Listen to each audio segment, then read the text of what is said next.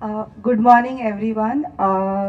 So we are here discussing this book. It's known as Mangifera indica, the botanical name of mango. But don't be scared of this technical or botanical title. It's a very easy read. It's very lucid. It's very interesting. It's very, you feel like eating mango while reading this book because it is so fascinating, because it talks mango not just botanically or ecologically, but how it is part and parcel of our lives, of our culture, of our traditions, of our religion, of political history, and so many things. I think it covers everything under the sun when you say mango. So before I start asking him questions, I just want to read one small paragraph from the book, which I think in a nutshell talks about the book. It says, the mango has to carry burdens, political and non-political. It is both a great distraction and a reliable means of conversation. It is to Indians what the weather is to the English. The more we talk about it, the more it becomes our mirror. When people talk about the mango, they end up revealing something about themselves. Our mangoes define us. So I think it's a beautiful way of explaining about mango. Mr. Joshi, I have a very obvious question to start with. Like, what is it about this fruit that made you write this 350-page odd book? And I believe you took 10 years to write this book. Good morning. Um, I don't believe there is a plant that has a comparable relationship with any place in the world that the mango has in India, all of South Asia. How did I end up writing on this? At least 3 reviewers have said that Sopan Joshi is obsessed with mangoes. So I wish to assure everybody I'm not obsessed with mangoes. It is not your favorite fruit. Well, I mean, it is definitely one of my favorite fruits. But not like you're not mad about it.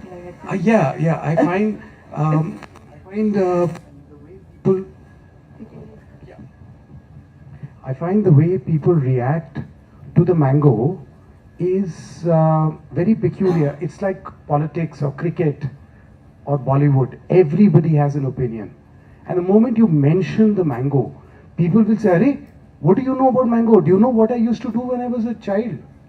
And it's immediately, it's like a warp. And you mention the mango and people begin to talk about their childhood, Yeah. about memories. That's one part of it. I ended up writing on the mango. I wrote a feature article in 2013, and publishers approached me that this can be expanded into a book. The reason that assignment came to me is I write on agriculture. Yeah. I'm an agriculture reporter. Uh, there are plenty of people who come from a certain age. So you'd remember a Doordarshan program called Krishi Darshan. Yeah. Right? So I'm a Krishi Darshan journalist. Nobody wants to hear about those matters. I typically write about stuff that nobody wishes to read on. Right? So I realized that for an agriculture reporter, the mango is a festival.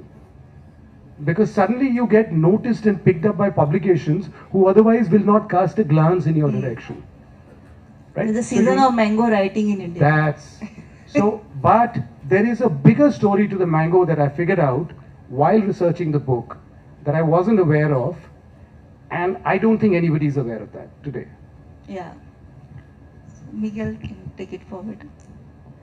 Mango is a very peculiar fruit, and I will talk about Sopan's best quote for me later on, but Jay Dubashi once wrote in the Midday, there are only two kinds of people in this world, those who love the mango and those who are slightly touched. So most of us in India belong to the group that loves the mango, and I'm very happy that we have here a discussion on this particular crop. What I would like to ask Sopan is, an entire continent of Australia has just one variety, Kensington Pride. And in India, we pride ourselves that we have 1600 varieties of mango. what do you have as your views on this wide diversity of mango in India? Uh, First of all, the mango is from India. What we call Mangifera indica, the common mango, is from India. There are about 70 species of the mango, and when it comes to the common mango, 1682 varieties have been documented. About 1,000 of those are from India. Now, the mango doesn't belong to Australia. Right. So the history of the mango in Australia will be 150, 200, 300 years old at tops.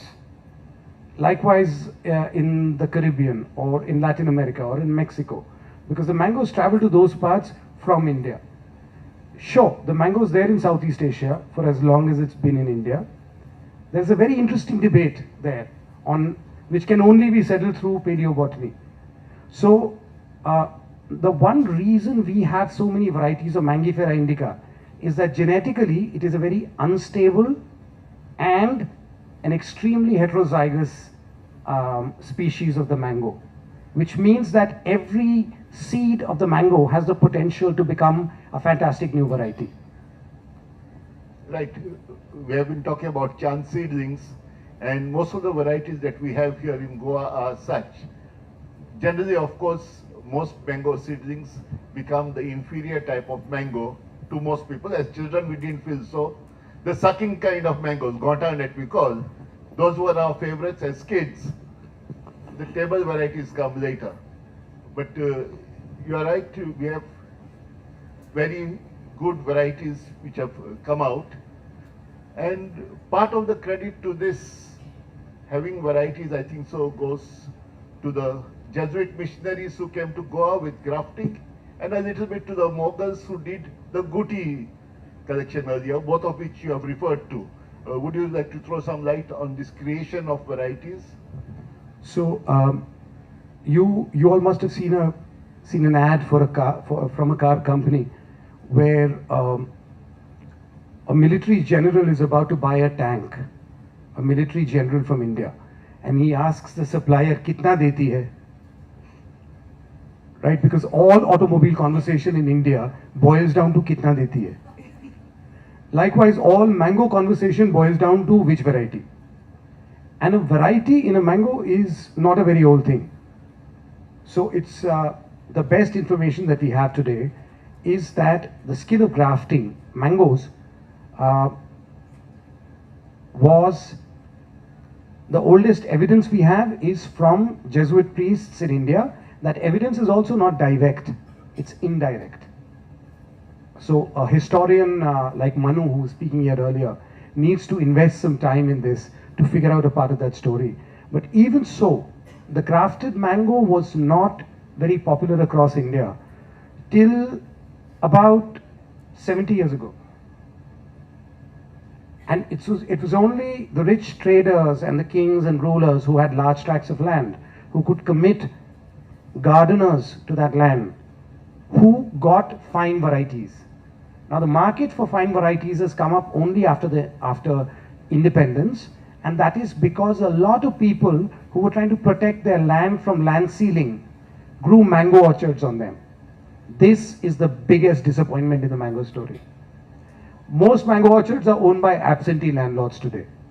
And that then created a market for varieties. So the mango market has come up, say, after the 1970s. Before that, only the rich ate fine table variety mangoes. Yes, mostly I think the varieties and the prominence like Alfonso or Malkurad or Baneshan or Dasheri has come when we started export. When European markets require uniformity. One god, one variety, mango. We have a whole lot of variety here in India and we enjoy all of them, but they want to identify just one. Alfonso, good. Even recently they changed the name of Alfonso to Apus.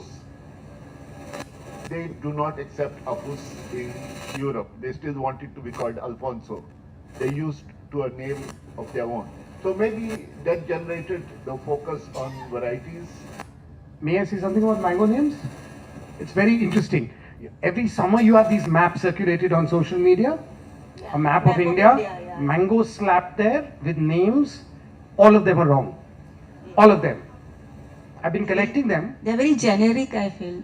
One, they're generic and they capitalize on the same appeal of the mango, which is like cricket or Bollywood, right? It's like a betting app. आप Dream 11 बनाइए.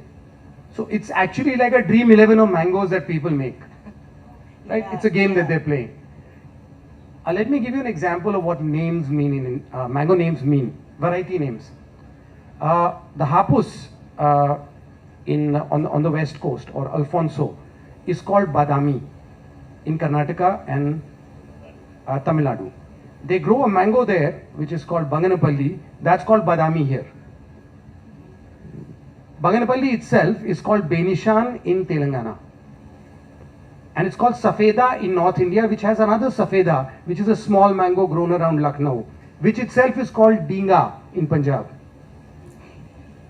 There is a variety grown in northern Bengal, which is in Bangla called Langda, specifically in Malda. So you travel 200 kilometers, 100 kilometers west of Malda, and the same variety is called Malda. You go further and it's again called Langda. But if you cross the Ganga, go to North Bihar, the same variety is called Kapuria. Right? So when you start tackling mango names, just remember all names are relative, and all names at best give you a small picture of what the mango is about. In your book, I found what... Just one other. Yeah. There's a mango called Bombay Green, right? It is sold by the same maps that you see. They'll have Bombay Green, Bombay and Siroli. They're all the same mangoes. So, in your book, you also mention beautifully about the different aspects of the mango tree, like the leaves. Like there's a strong tradition of using leaves for religious ceremonies in Hindu traditions. We have this kalash. Then we decorate our houses with during Diwali, Dashera with marigold flowers. Even in Goa, like we have this concept of matori, which is like a canopy suspended above Ganesh idol. It is decorated with vegetables and fruits, seasonal ones, and it is incomplete if you do not put mango leaves around it. So mango has this very intricate connection with our culture. But what I want to focus more on the flowers. Like you beautifully explain about the mango inflorescence and flowering and how in North India it coincides with the coming of the Basant Utsav. And you mentioned about Kamdev, how he uses one of his main arrows of inflorescence of mango flowers, and also different aspects about it. But as a general public, we do not look at flowers, we only look at its fruit. So would you like to share some light on the flowers of mangoes? Because I found like it's very fascinating. The talk of mango varieties and the fine fruit begins only in the late medieval period, when people from Central Asia are coming in and noticing the fruit. Before that, the greatest prose that you will find on mangoes, and even generally, has to do with the mango flower. And Indians have been nuts about the mango flower. I mean, Kalidas, if you read him, describes Shakuntala's fingers as the tender shoots of a mango tree. Describe the king as a statesque mango tree. The greatest festival in India was the Spring Festival. And that festival was committed to one deity who's most closely related to the mango, and that is Kamadev. Kamadev is a Vedic deity. He's a deity of sex, of procreation, of desire. And Kamadev, there's a famous story, Shiva burned down Kamadev. I mean, Kamadev had been commissioned by Parvati and the other gods to get Shiva to wake up. And Shiva got angry with Kamadev, he burnt him down. But then Parvati and Kamadev's wives beg him to bring him back to life because the world is turned loveless. So Shiva revives him but says that you shall remain invisible. And the fire is reflected towards the moon, the mango tree, the honeybee, to cool it down. So Kamadeva goes around with an arrow that is made of sugarcane. The string is made of honeybees. And he has 5 flowers. The most potent flower from there is the mango flower. So you will see, and in spring festivities in India, it was largely women who went and gave mango flowers to Kamadev. Essentially, this is rearmament, lock and load. Right? Here comes your festival. Vasant is a friend of Kamadev. And Vasant in Sanskrit means the same thing as spring in Latin. Something that emerges suddenly. So this was like a 2-month festival in India that we've completely forgotten. We remember one thing out of it, which is Holi, which will come next month. But this was a grand festival, and every part of the country celebrated it in different ways. We don't document it because history is about kings. Right? We don't listen to our ordinary people. We don't focus any attention on them. And it's only the mango that gets, a Krishi Darshan journalist like me to Goa and the Goa Literature Festival. Otherwise, I don't stand a hope in hell. Vasant Habba is still a big thing in Karnataka, and I think it's a very good coincidence that we are discussing mango today, and it is Valentine's Day. Mango is a fruit of desire, and not just desire with Kamadev. What Sopan writes is about also Yamraj. When someone is very sick and about to die and is very severely diabetic, still ask for mango to eat. And also he narrates one incident where when the pind is kept, the crows don't come for it, and they put a little bit of amras over it, and the crows take it off. So the desire, how strong in humans, in God, in crows. Absolutely. There is a Kamadeva is the counterpart to Kamadeva is Eros or Cupid in the Greco-Roman tradition, and even folk culture has had those characters. For example, Puck was a fairy, and the most famous depiction is in William Shakespeare's Midsummer Night's Dream. What Puck is doing with the love juice, goes and puts love juice on people's eyes, and when they wake up, they fall in love with the first thing they see. That's exactly what Kamadeva has been doing for centuries. Right? But this is what the mango is. The one religion that's most deeply related to the mango is not the Vedic religion. It's Buddhism.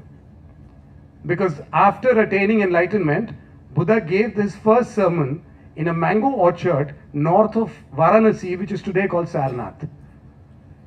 And there he talked about something called Dharma Chakra, which then was interpreted by Emperor Ashok, and now graces our national flag and our national emblem. So even those ideas get articulated in mango orchards in India. But the most munificent, Manu was describing this earlier, the spread of Buddhism.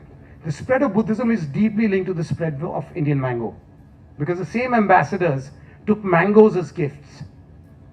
And but the big reason we get so excited about the mango, we don't know. We don't realize it because mango was the greatest infrastructure in this country. And that was the ordinary mango, the seedling mango. Mango groves is where a wedding party came and stayed. Barat, which comes from Vara Yatra. Most parts of India, the wedding party stayed in the mango grove. And these were groves. The Amrai is a different culture from the Vatika. The Vatika is kings and merchants and people with resources. But it's not just the kings who had mangoes. Ordinary people everywhere in this country had mangoes. For example, so many wars have been fought in mango orchards. I was a little perplexed. Battle of Chausa, Plassey, Lakhibag, the Battle of Plassey, Palashi, First Battle of Panipat, mango orchard. Second battle of Panipat, mango orchard. Third battle of Panipat, mango orchard. Alexander comes to India, his soldiers get dysentery because they've eaten a funny fruit. Theophrastus writes this, right? And then Alexander forbids his soldiers from having those mangoes, and then he goes back. Some people say this happened, that happened. I say it's mangoes. You can't handle them, you can't live here. If you can handle the mango, you can live here. But it goes further. Like, so, see, mango is there with Kamadeva. Mango is there with Buddha. One is the pinnacle of attachment. The other is the pinnacle of detachment. Everything in this country has to be seen in the mirror of a mango. Our politics, our diplomacy, weddings, several parts of this country, when a person died, the way to cremate them was to cut a seedling mango and prepare a funeral pyre out of that. And how are people born? Because Kamadeva's mango arrows seduce them to make love. Mango is like, you know, you have these restaurants that are farm to fork.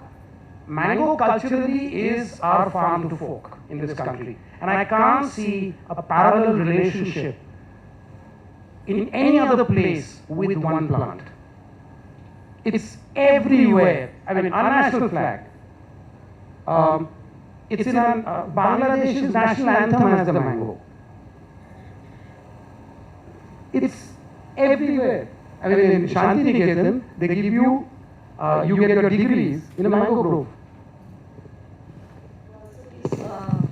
They also used to give Estonia Scholaris twig before. Yeah, you're right. Saptaparni. Saptaparni, yeah. Yeah, but it's in a mango grove. Okay. I just had a little query about this Battle of Plassey. It is, some say it is in the land of the Palash tree.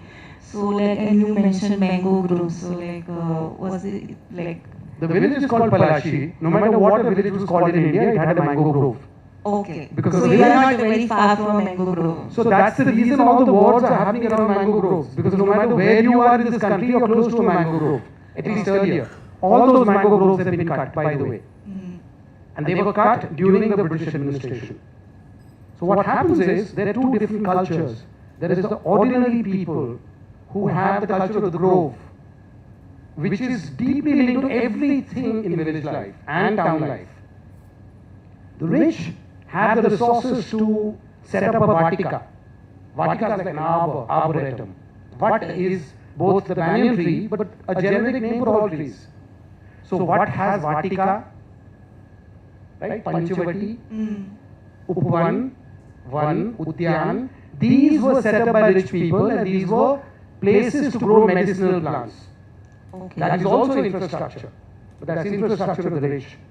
The ordinary had their own infrastructure with the mango. I mean, not till very recently. There was a mango grove that was actually a hockey stadium in central India. It was surrounded by mango trees. In the middle, the players played hockey. The spectators sat under mango trees. Wow. There is a hydrogeometry. If you go to the Parsi Tower of Silence near Malabar Hill in Bombay, yeah. it's got very old mango seedling trees. Right? Wherever you go, you will see the mango, but we've forgotten what the mango means. Our only engagement with the mango now is as consumers of mango varieties. Yeah. But the excitement comes because the mango is naturally exciting to all it is. We grow up feeling that excitement around the mango. And that is not only because of the fruit. That's because the mango was the anchor of our social, cultural life. It's not just that. Cities were built around mango groves and water bodies. And these, there were these street, Thandi Sadak you mentioned. road, Yeah. which was lined with mango trees. And this was called Thandi Sadak. Most cities in North India have a Thandi Sadak. Today, if you search Thandi Sadak on YouTube, it comes up only in horror shows. Right? But Delhi had a Thandi Sadak, Lucknow had it, Hisar still does, Rampur still does, Nainital does. Because this was people have realized all along that you are happy only in your natural state. In the Western tradition, which is actually a gardening tradition, it's the Garden of Eden. India, being a subtropical country, we are a forest people. Yeah. Aranyak. So our ideal from the old times has been Kailas Mansarovar. Okay. Now Kailas comes from, the word itself comes from joy. Lasya. Lasya is the melodic dance of Parvati, not Shiva's fierce thunder. Right? So the state of being joyous and having a water body, that's the pride, wasn't ideal. That was like Garden of Eden. So Garden of Eden goes into all manner of gardening cultures. Barber is coming from Central Asia, which is right in the middle of a horticultural superhighway. Either side of Central Asia are gardening, ancient gardening superpowers. Iran to the west and China to the east. And there is plenty of solid scholarship that shows that this was actually an agricultural and a horticultural superhighway since prehistoric times.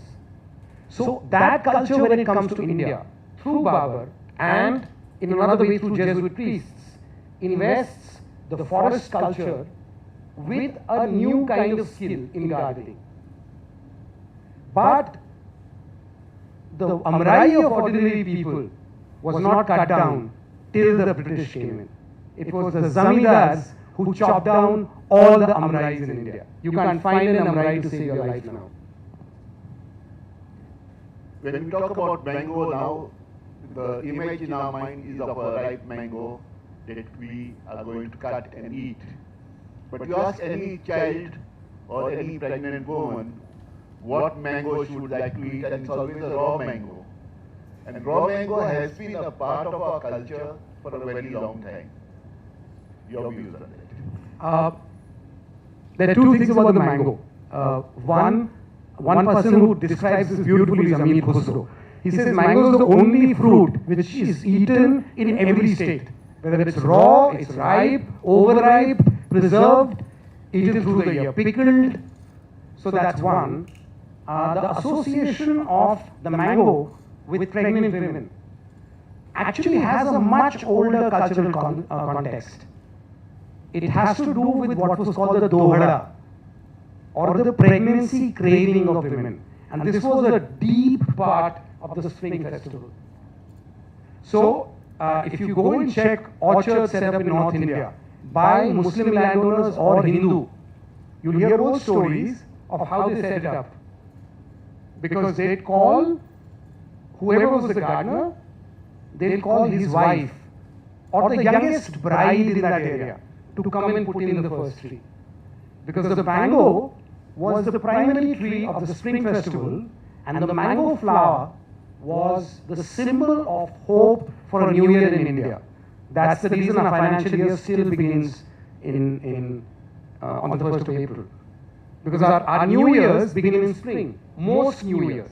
I mean, this country is way too big and everything you believe to be true about it, the opposite of that is also going to be true somewhere else. Right? It's a very big, very complex country. Just to get a sample of the mango culture took me 10 years. But this is not, I promise you, there are people, the harshest thing I've read in the 25 or so reviews that I've read on this book till now is that it gets into too many details of elites fighting over the mango and whatnot. It works better when the romance of the mango is evoked. Turns out the book by that title came out in 2002. And that's by Kusum Budhwar, who's done a fantastic job of documenting the cultural role of the mango. But that's not the best book on the mango. That's not the most comprehensive one. That's by P. Thalkappan Nair, who died last year, who spent 30 years collecting mango references. It's called The Mango in Indian Life and Culture. It came out in 1995. In the duration that this book came out, July? 2 months after this, another book came out on the mango. We can't get enough of the mango. Absolutely. Mango is something that everyone craves for. And we say, even in Goa, we have another version of the mango, the pickled in brine mango. Chaple chetor, if you talk about, any person above the age of 50 here, the mouth will water. Because that is something that you always had with kanji. And mango has lots of memories. You also spoke about panna and the other things which are made out of mango, which we... Panna is actually very old. The Sanskrit name is prapanak. And it's a mango pulp, essentially. But the best brine, best pickled mango in brines, Miguel sir will forgive me for saying this, come from coastal Karnataka, not Goa. And don't ever mention this to a person from Udupi or Mangalore or whatever. If you say that we have good brine, good mango pickle in brine in Goa, they'll blow a fuse. And then they'll say, you come with me, you bloody come with me. I will show you. Because there are specific mango varieties which have been honed and cultured over generations for just that brine pickle. Right? And there are special groves for those mangoes. Absolutely. And that's coming to Goa also. There is one young gentleman by the name of Rajat Prabhu who's grafting the pickle mango varieties separately. Yeah.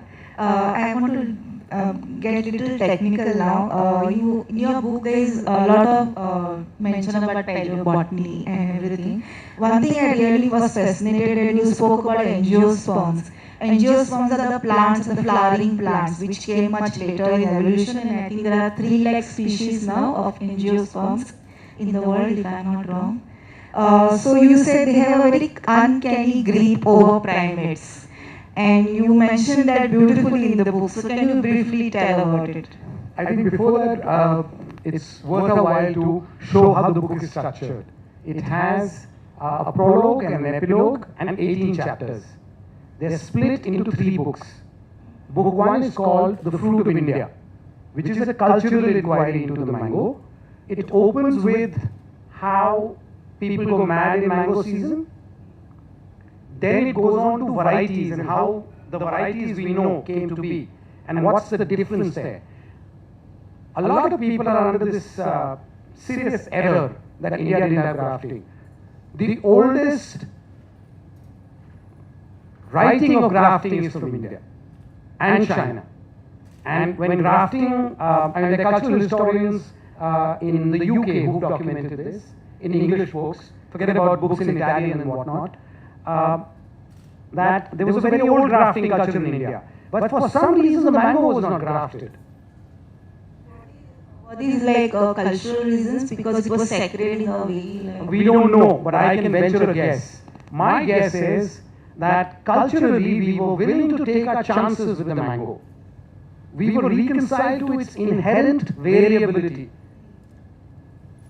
Right? And because the mango wasn't just a fruit, it gave you everything. It gave you timber. It gave you shade. All kings, when they wanted to engage in propaganda since the ancient times, they told people about the mango groves they had planted for people. Ashoka has led this in his pillars. You will read about all manner of kings saying, we planted mango groves, huh? We are good kings. Because a way to show people that we are good kings is to give them a mango grove. So, from there it goes into culture. And the chapter is called Escaping Our Refugee Camps. This is the role of the mango grove in Indian towns and villages. Then it goes to a season. The chapter is called Season, a festival in search of revelers, which is the greatest festival in India, which is unknown now. Nobody knows about it. And it had to do with the mango more than anything else. Religion, bones of a civilization. History, the great leveler. This is how kings have dealt with the mango. And then the last chapter in culture is origin, where we get into paleobotany and where the oldest fossils have been found. The oldest mango fossil is from sediment that is dated to between 56 to 59 million years ago. And it was found in Meghalaya. No fossil older than 25 million years ago has been found outside of India, which is when the land connection between the Indian plate and the Asian plate occurred. So the culture chapter ends with that. The book 2 is called The Fruit Wilderness. It starts with a chapter on the evolution of angiosperms, which is flowering plants.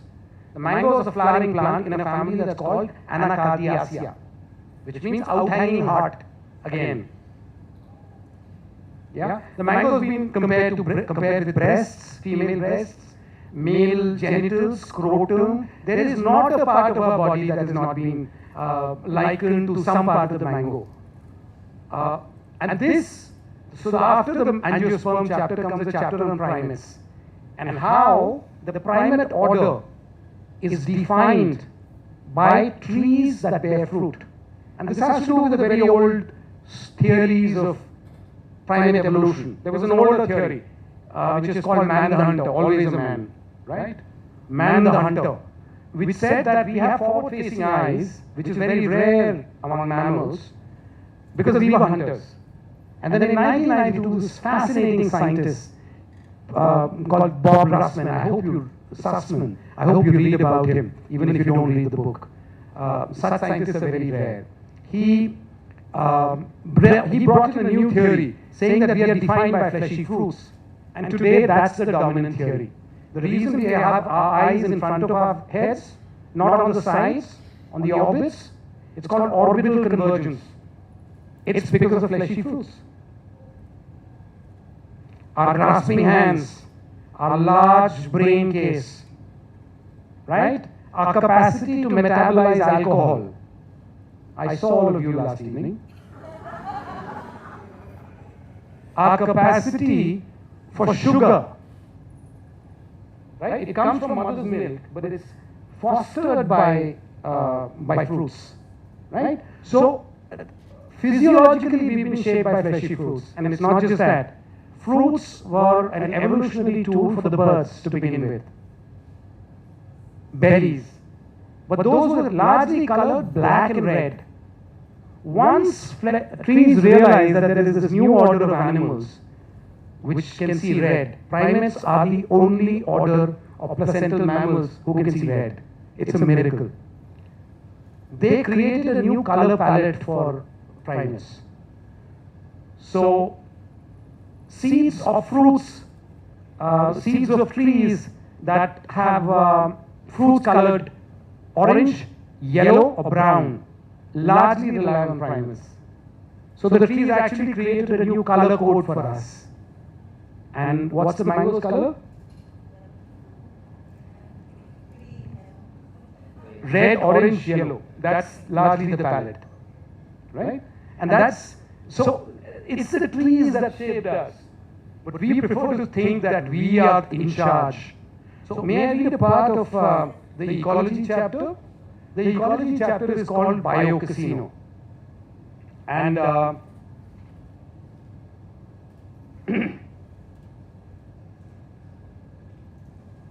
no other fruits, no, I'll start with, I'm sorry, it's a big book. Yeah, mango scientists have it slightly easy, holding down permanent jobs, but the mango frustrates them to no end. The simplest experiment can take months or years to test out, and the odds are poor even then. As attractive as the mango tree is for commercial and cultural reasons, it is a nightmare for a horticulturist looking for control. Countless microbes and insects have complex relationships with the mango. The tree cannot do without them, but they can make its life difficult. Each tree is a casino of variable abiotic conditions. Innumerable biotic players try their hand at it. Each victory results in several losses to other players. Every player has a sporting chance. Modern science and horticulture give us the impression that we run this casino. But the truth is, we are also one of the numerous players gambling on the tree. All our technological advances cannot fix the play in our favor, not with any consistency anyway. In this casino, as in all others, the house always wins, regardless of the outcome for each gambler. The house has built this casino tree over millions of years. Each prize mango fruit that we devour is a small victory against pests and diseases. The fruit fly or anthracnose collect their winnings from each mango that they infest. In the biological casino of the mango tree, the house is not us. It is the invisible hand of ecology that plays us. Our odds improve when we go along with it. When we try to control the house, it has ways to sucker us into playing impossible odds. Desire readily turns into a gambling addiction. If I were to think of two words that define this book, which was my title, but the publisher didn't agree, it was risk and desire. Those are the two words you hear everywhere with regard to the mango. There's a lot of risk involved in it, and there is a desire that propels you. Absolutely. Mango is a fruit that makes you think of lots of things. And desire always makes us think of the heart. However, I would like to make one mention that the word anacardium comes from the heart is what most people feel, but those who have been to NIO will remember that it's known as cardium. The word cardium also means seashell.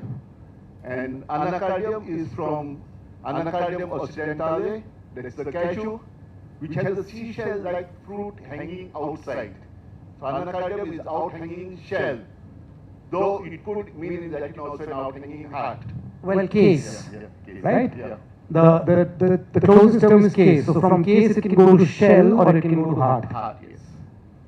That's why we go to cardiologists.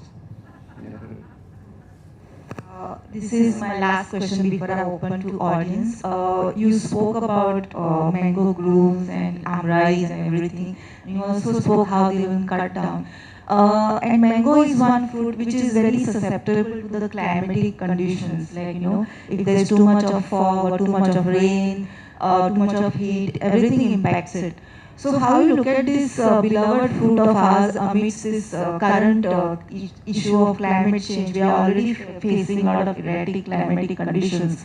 With monsoons in Goa, we had the highest monsoon in Goa this time. So how you look at the future of mangoes, like, when it comes to climate change? Climate change affects everything. It's just that we notice the mango. Right? That's the way it works. It affects everything, and climate change controls the mango because it's not hit upon a stable genetic formula of reproduction. The mango flower is very sensitive to temperature. Right? And mango being highly heterozygous, it compulsorily cross-pollinates. It cannot self-pollinate. Which means that a slight shift in the physical conditions, what's called abiotic stress, shifts the reproductive instinct of the mango tree. Now, we can get into many details there, but climate change is going to hit all of us. That's something, I've been covering that for 25 years. Right? It's just that it lies outside of human cognition. Human cognition can handle weather. Climate is not something we can handle. Why I mentioned because people are emotionally attached to mangoes, so because of that at least they will start thinking seriously about climate change. Yeah. I think within a week you'll get newspaper headlines saying mango crop delayed, reasons. Yeah, they already have started. Yes. Have you seen anybody talk about what the cashew crop is going to be like? Or sapota? Or grapes? It's always mango. In Goa it's always mango. Also, if you need to insult somebody, you need to insult their mangoes. It works like, if you look at the common curse words, they always insult the female members of your family. Right? Has to be a mother or a sister or a daughter somewhere. The mango is like that. You can use the mango to insult other people. And they will feel insulted and they will retort. That's how Twitter gets by. Now we open the floor for questions, like anybody has any questions? There.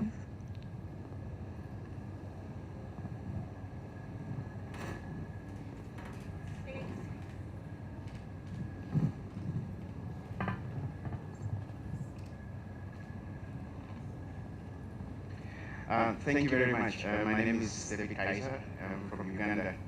It's a very lovely, sweet talk with mangoes. There are two things that I wanted to ask. The first one is the mango craving. I'm glad you mentioned it, although you explained it in a cultural context. I have two children, and I would like to know why I had to wake up in the middle of the night to look for raw mangoes. Yes, but it's also quite relieving to know that we work for mangoes. I mean, how would you explain the advantage of that to the mango? That I have to wake up in the middle of the night to go look for raw mangoes because my wife wants it. Thank you. Wonderful questions, both of them. When it comes to your children, I'll just say, I mean, we are primates. There is nothing dearer to primates than fruits. And I know we don't like to see ourselves as primates, but, you know, and your second question I can answer with the conclusion of the chapter on angiosperms.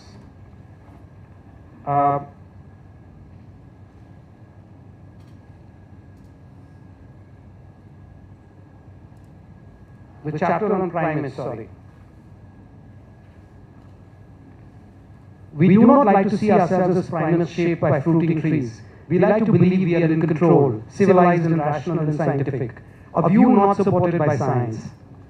Over the past 10 millennia, we have colonized the entire planet. Our ancestors have created diverse fields of inquiry, allowing us to gather and record knowledge generation after generation.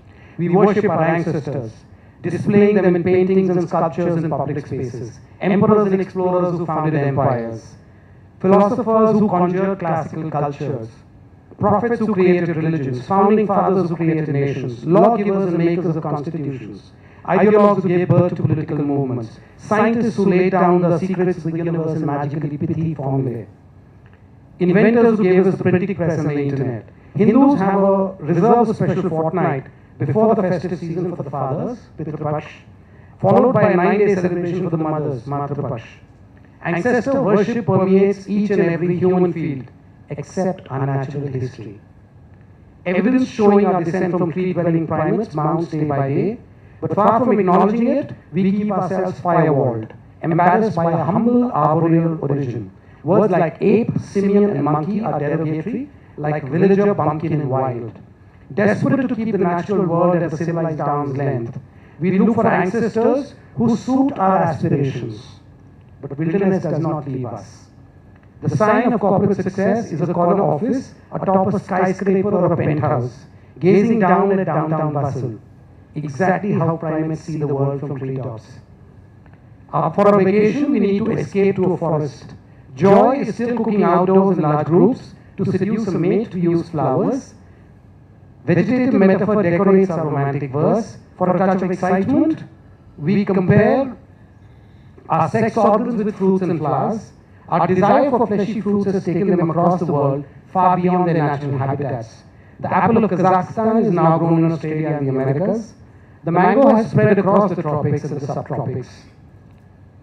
Fruit trees are planted wherever conditions permit. When we present a basket of mangoes to grease a business relationship, we use a very old partnership. Even as we cut down the forest, we convert fields into mango orchards. We plant mango seeds in the plains, on the mountains, plateaus, and in deserts. We graft mango branches and grow them in gardens, looking after them like our children. We set up university departments to research them. We write books on the mango, even though it remains a wild and untamed partner. I cannot find a more successful example of human resource management.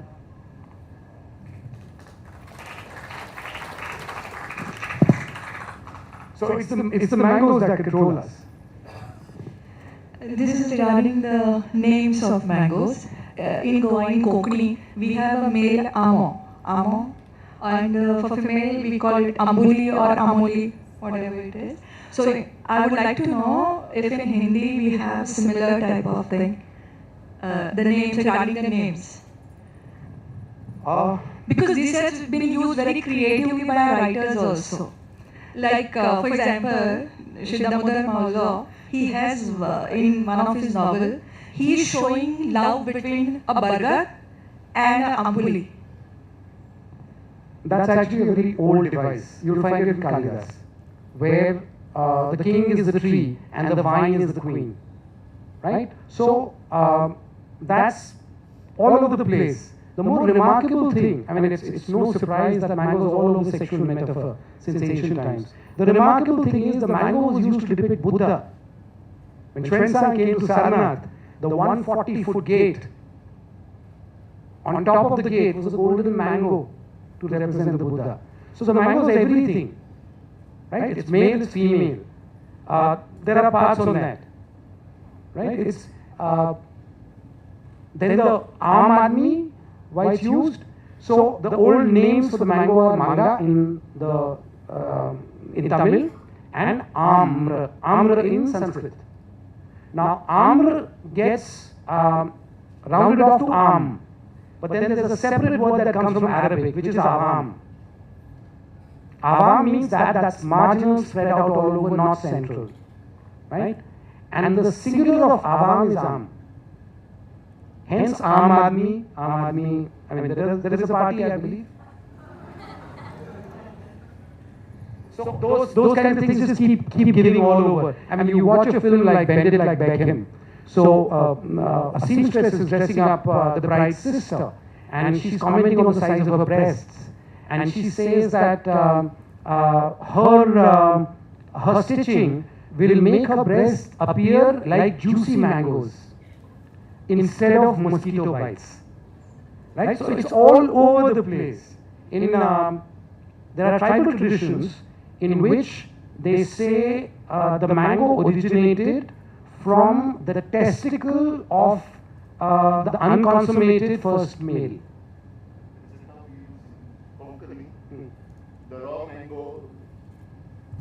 The raw mango seed koi is the same word used for testicles. And in Vashi Mandi, you will have traders telling you, is dande mein najar gul to anda gul.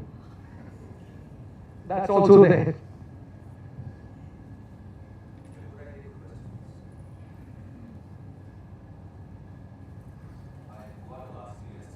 Hello, I forgot to ask you yesterday. Regarding this climate change, I noticed it in 2020 at my mango orchard, which you actually visited yesterday. And is it the same in the north, where you're based? Yes. Like I'll tell you, in 2020, I sold around 1,50,000 mangoes retail. Last year, it was 20,000. So, I don't know, this year it seemed a little more promising, but we'll see.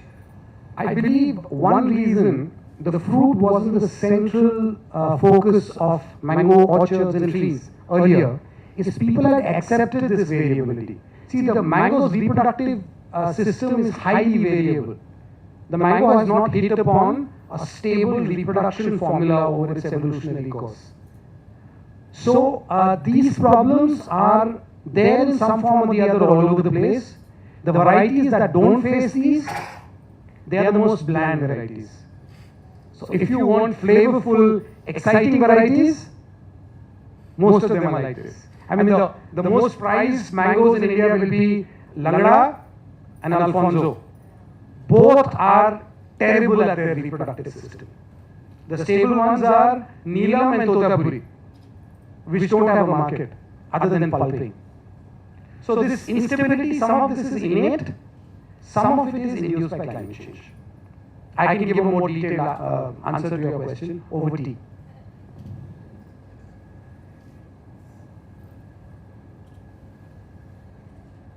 Are there any more questions?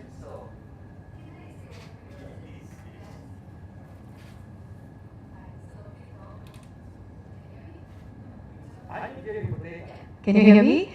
Yes, thank you for the talk. It was really nice.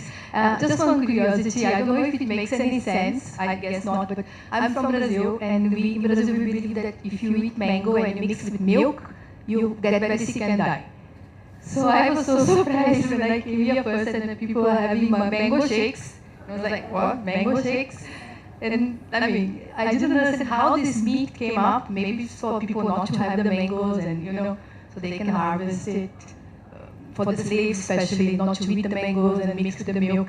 It could be like that. What part of Brazil? I'm from São Paulo, but originally from the border with Paraguay. Okay. So both the milk that you have there comes from Indian cows? Yes, Indian And the mango is also from India? Probably, yeah. So here from an Indian, the mango and milk go very well together. There are many cultures that will tell you that you should not have mango without milk. Otherwise, you'll have an allergic reaction. Mango comes from a family that has pretty fierce cousins. Poison ivy, cashew, lots of irritants there. So, milk is supposed to tamper down the irritants. So we got it the wrong way out.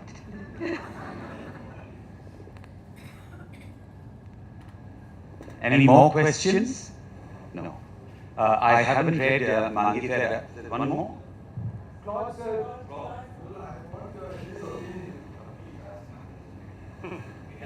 As a sort of authority on mango now, be very careful how you answer this question. You have not mentioned any golden mango at all, including the Mangilar, which is the best in the world. And please remember, but nevertheless, I'll still ask you, what in your opinion is the best don't mention the Chausa from Pakistan, we will get into trouble. But remember that you are talking Goan location. So I anticipated this question. It's been asked of me many times over. I'll end with the last two paragraphs of the book. I think that's a safe conclusion.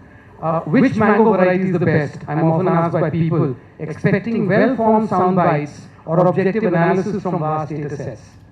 I avoid telling my Malvi mango story because it sounds sentimental. I spin some story to match the mood of the gathering and acquit myself.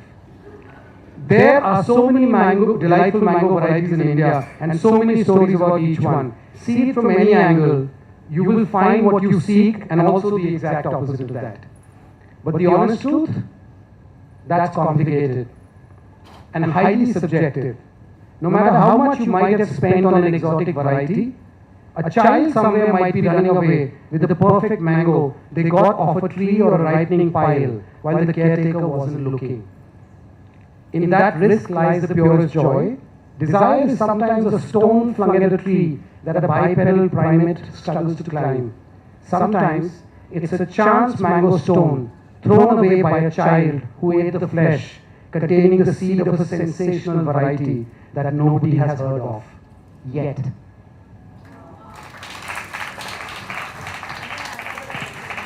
I can give a different answer if you want. Which doesn't have to do with mangoes. My father was traveling in Kashmir with a friend, and it was harvest season for apples.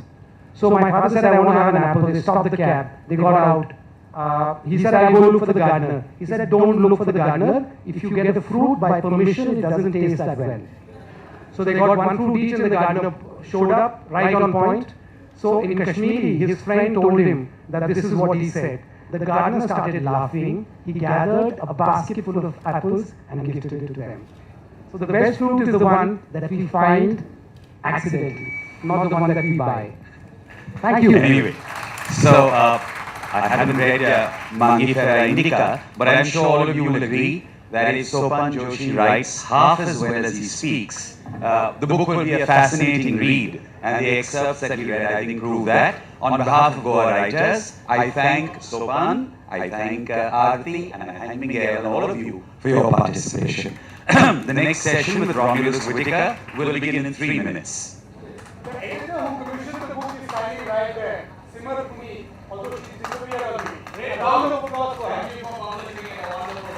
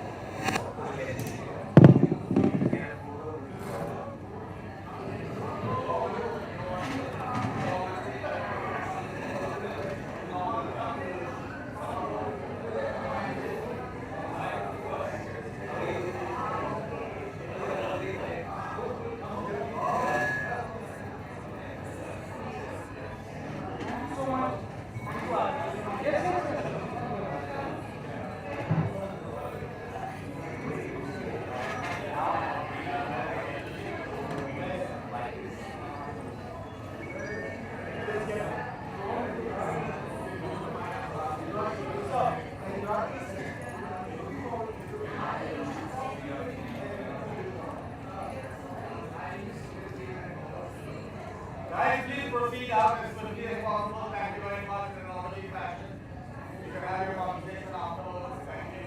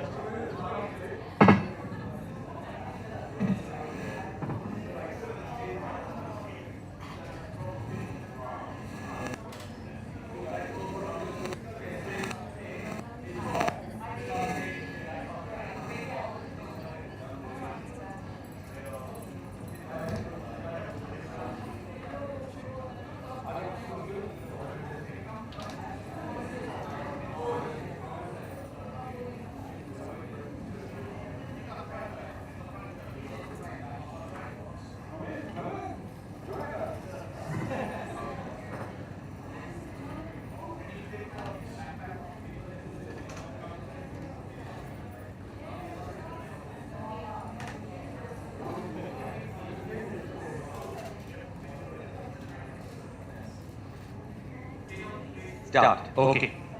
Hello everyone. I'm Tino Disa, and on behalf of Goa writers, I welcome all of you to this session. Romulus Whittaker first came to India when he was 8 years old. After a few years of school, he returned to America, where he attended college, worked in the army, and then worked in a serpentarium, where his passion for wildlife found special focus. Soon after that, he returned to India and started the snake farm in Chennai and the Crocodile Bank Trust. He is the winner of several awards, an Emmy, the Whitley Award, and the Rolex Award, and also a Padma Shri.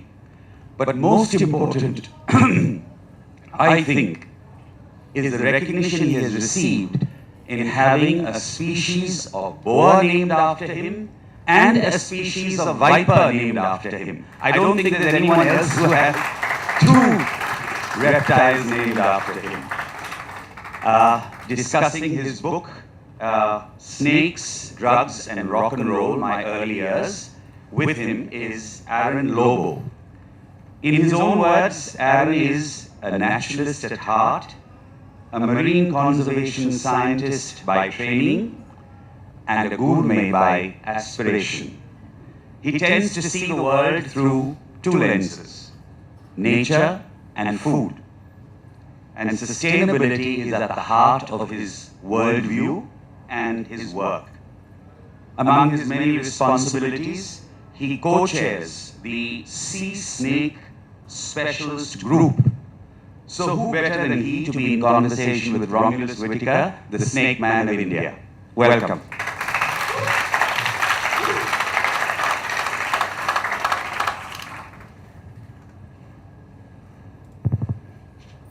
Yeah.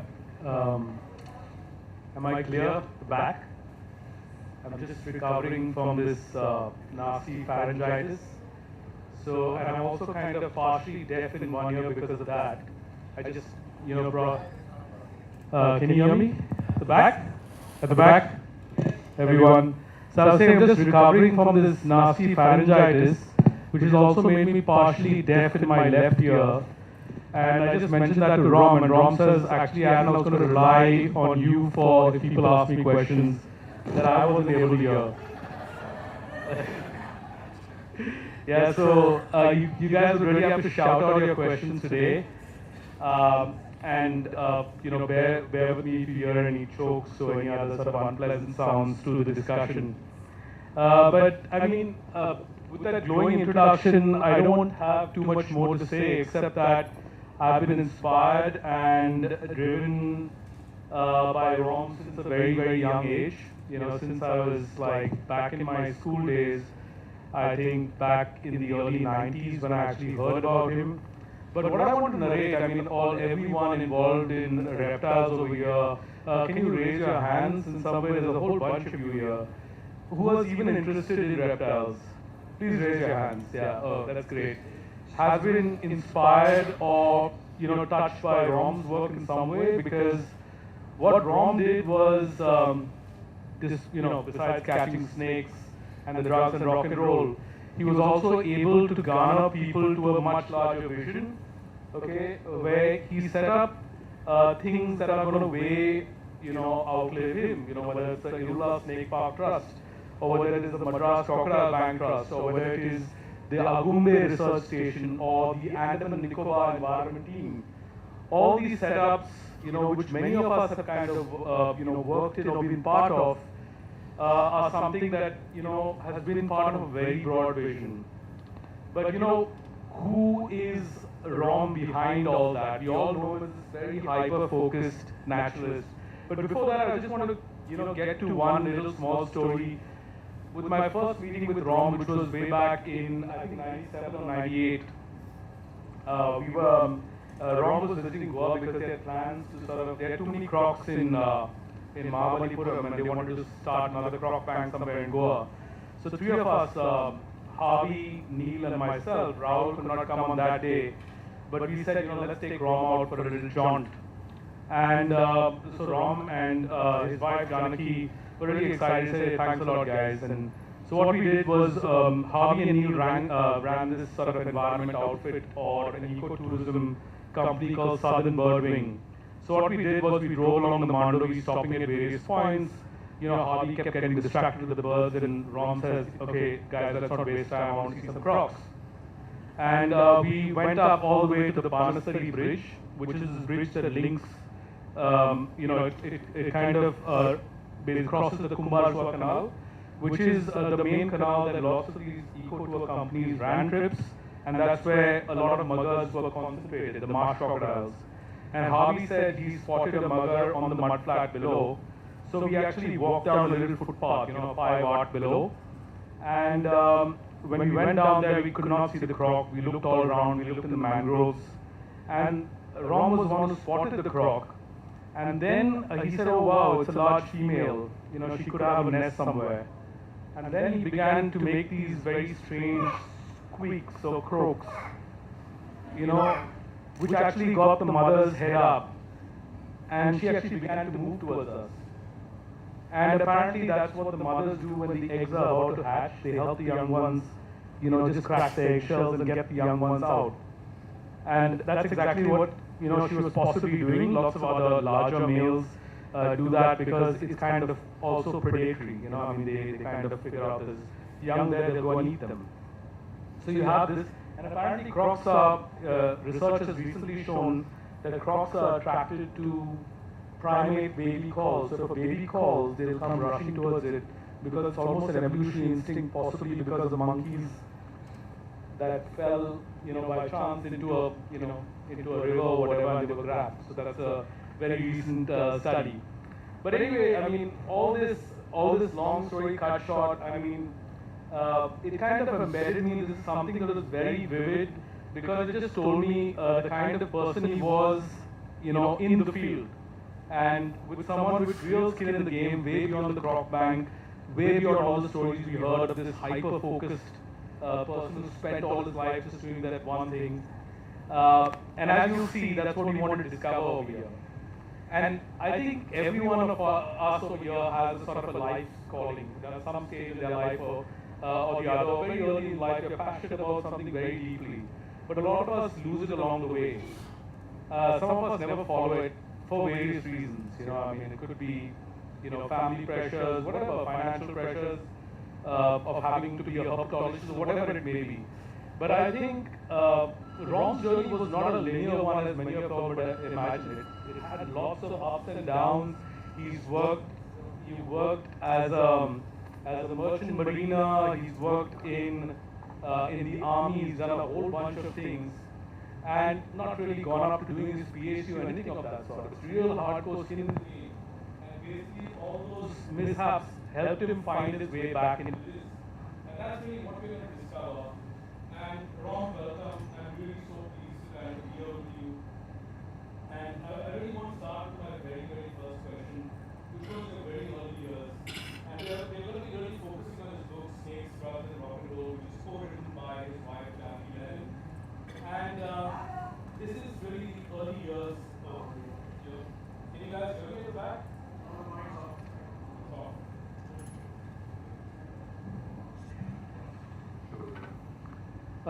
Can you guys hear me now? Right at the back. Sorry, I don't know if you heard much of what I was saying, but yeah.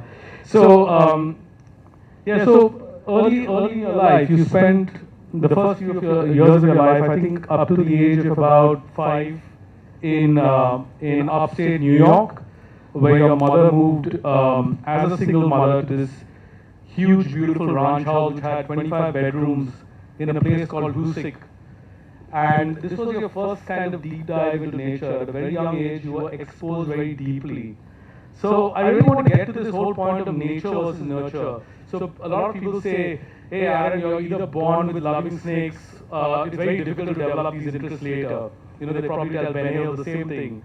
You're either born loving them, but you can, these are things that can also be cultivated, or you put some concerted effort in cultivating these things.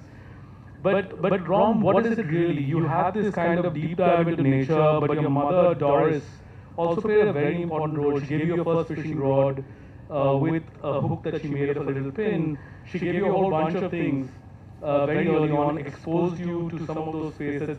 What do you think of the role of nurture here was, or the nature of the nurtures, maybe what I may call it?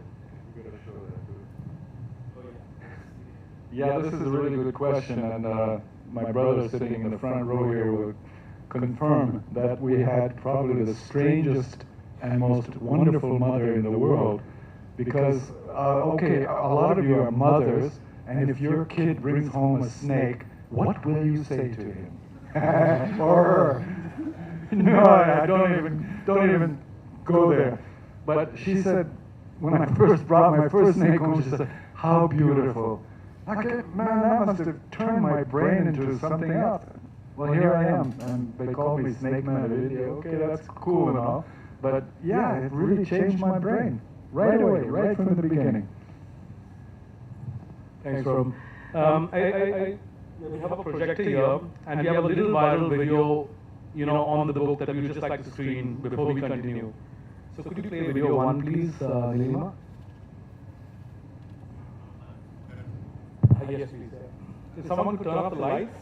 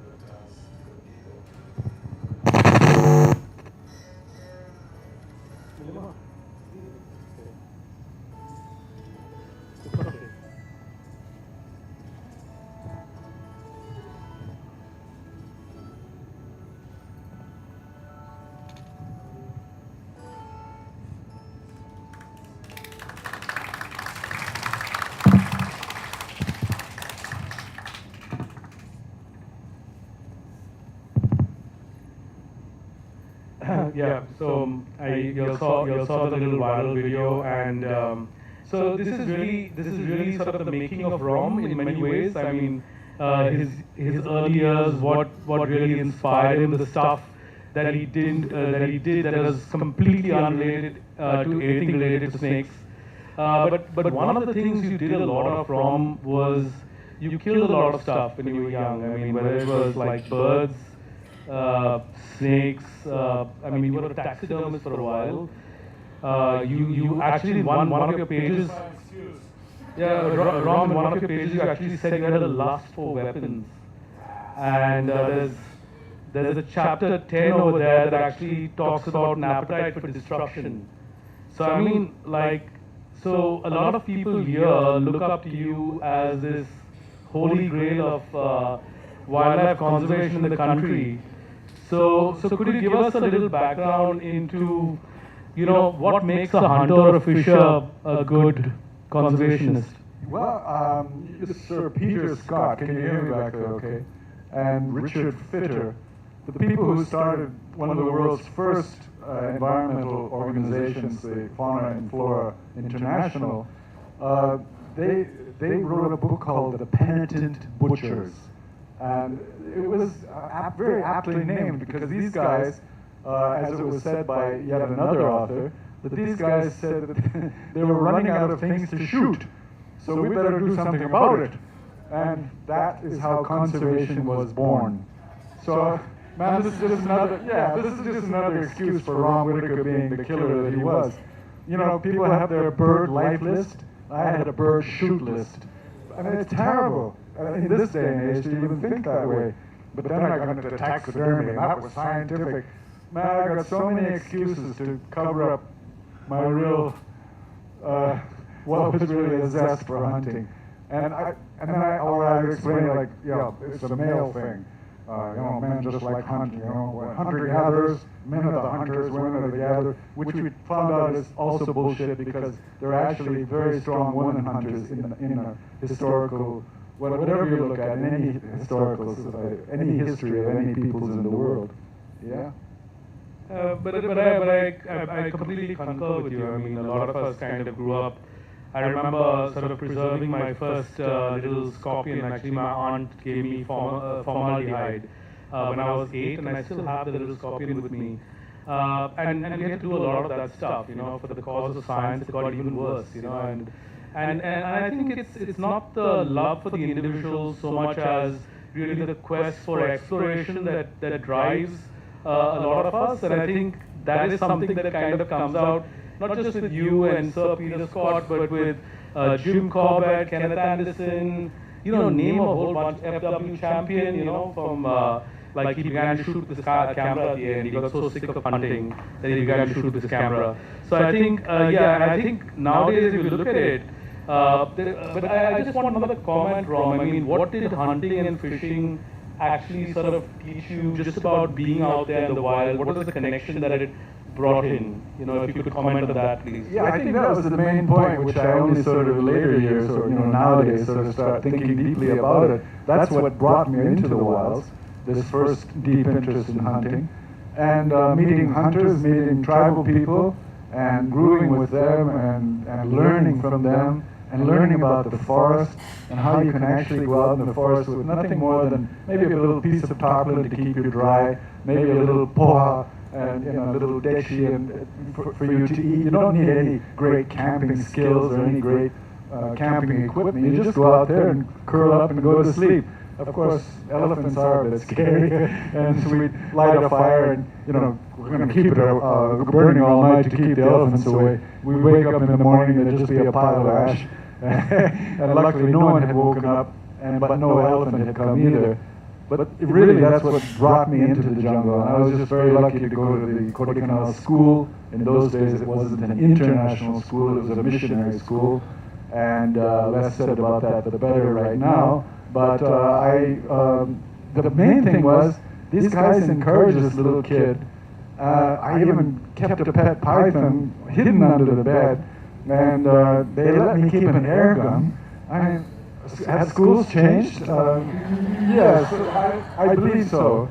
Yeah, I've just been encouraged in my weird pursuits all my life. I was such a lucky boy.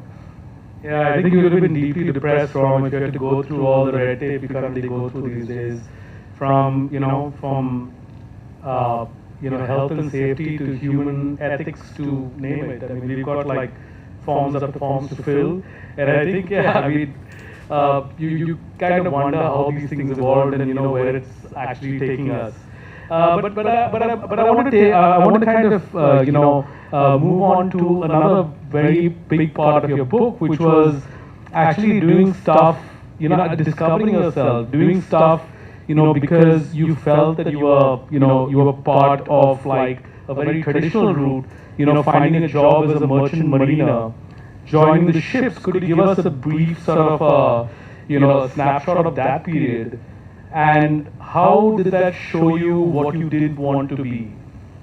Yeah, well, I was looking for a job to make money in the United States when I went there after finishing my high school years. I went actually to go to college, and I managed to survive a whole year of college, and then I had to find a job. And being a merchant marine meant I made quite a bit of money because you're out at sea, you don't spend anything.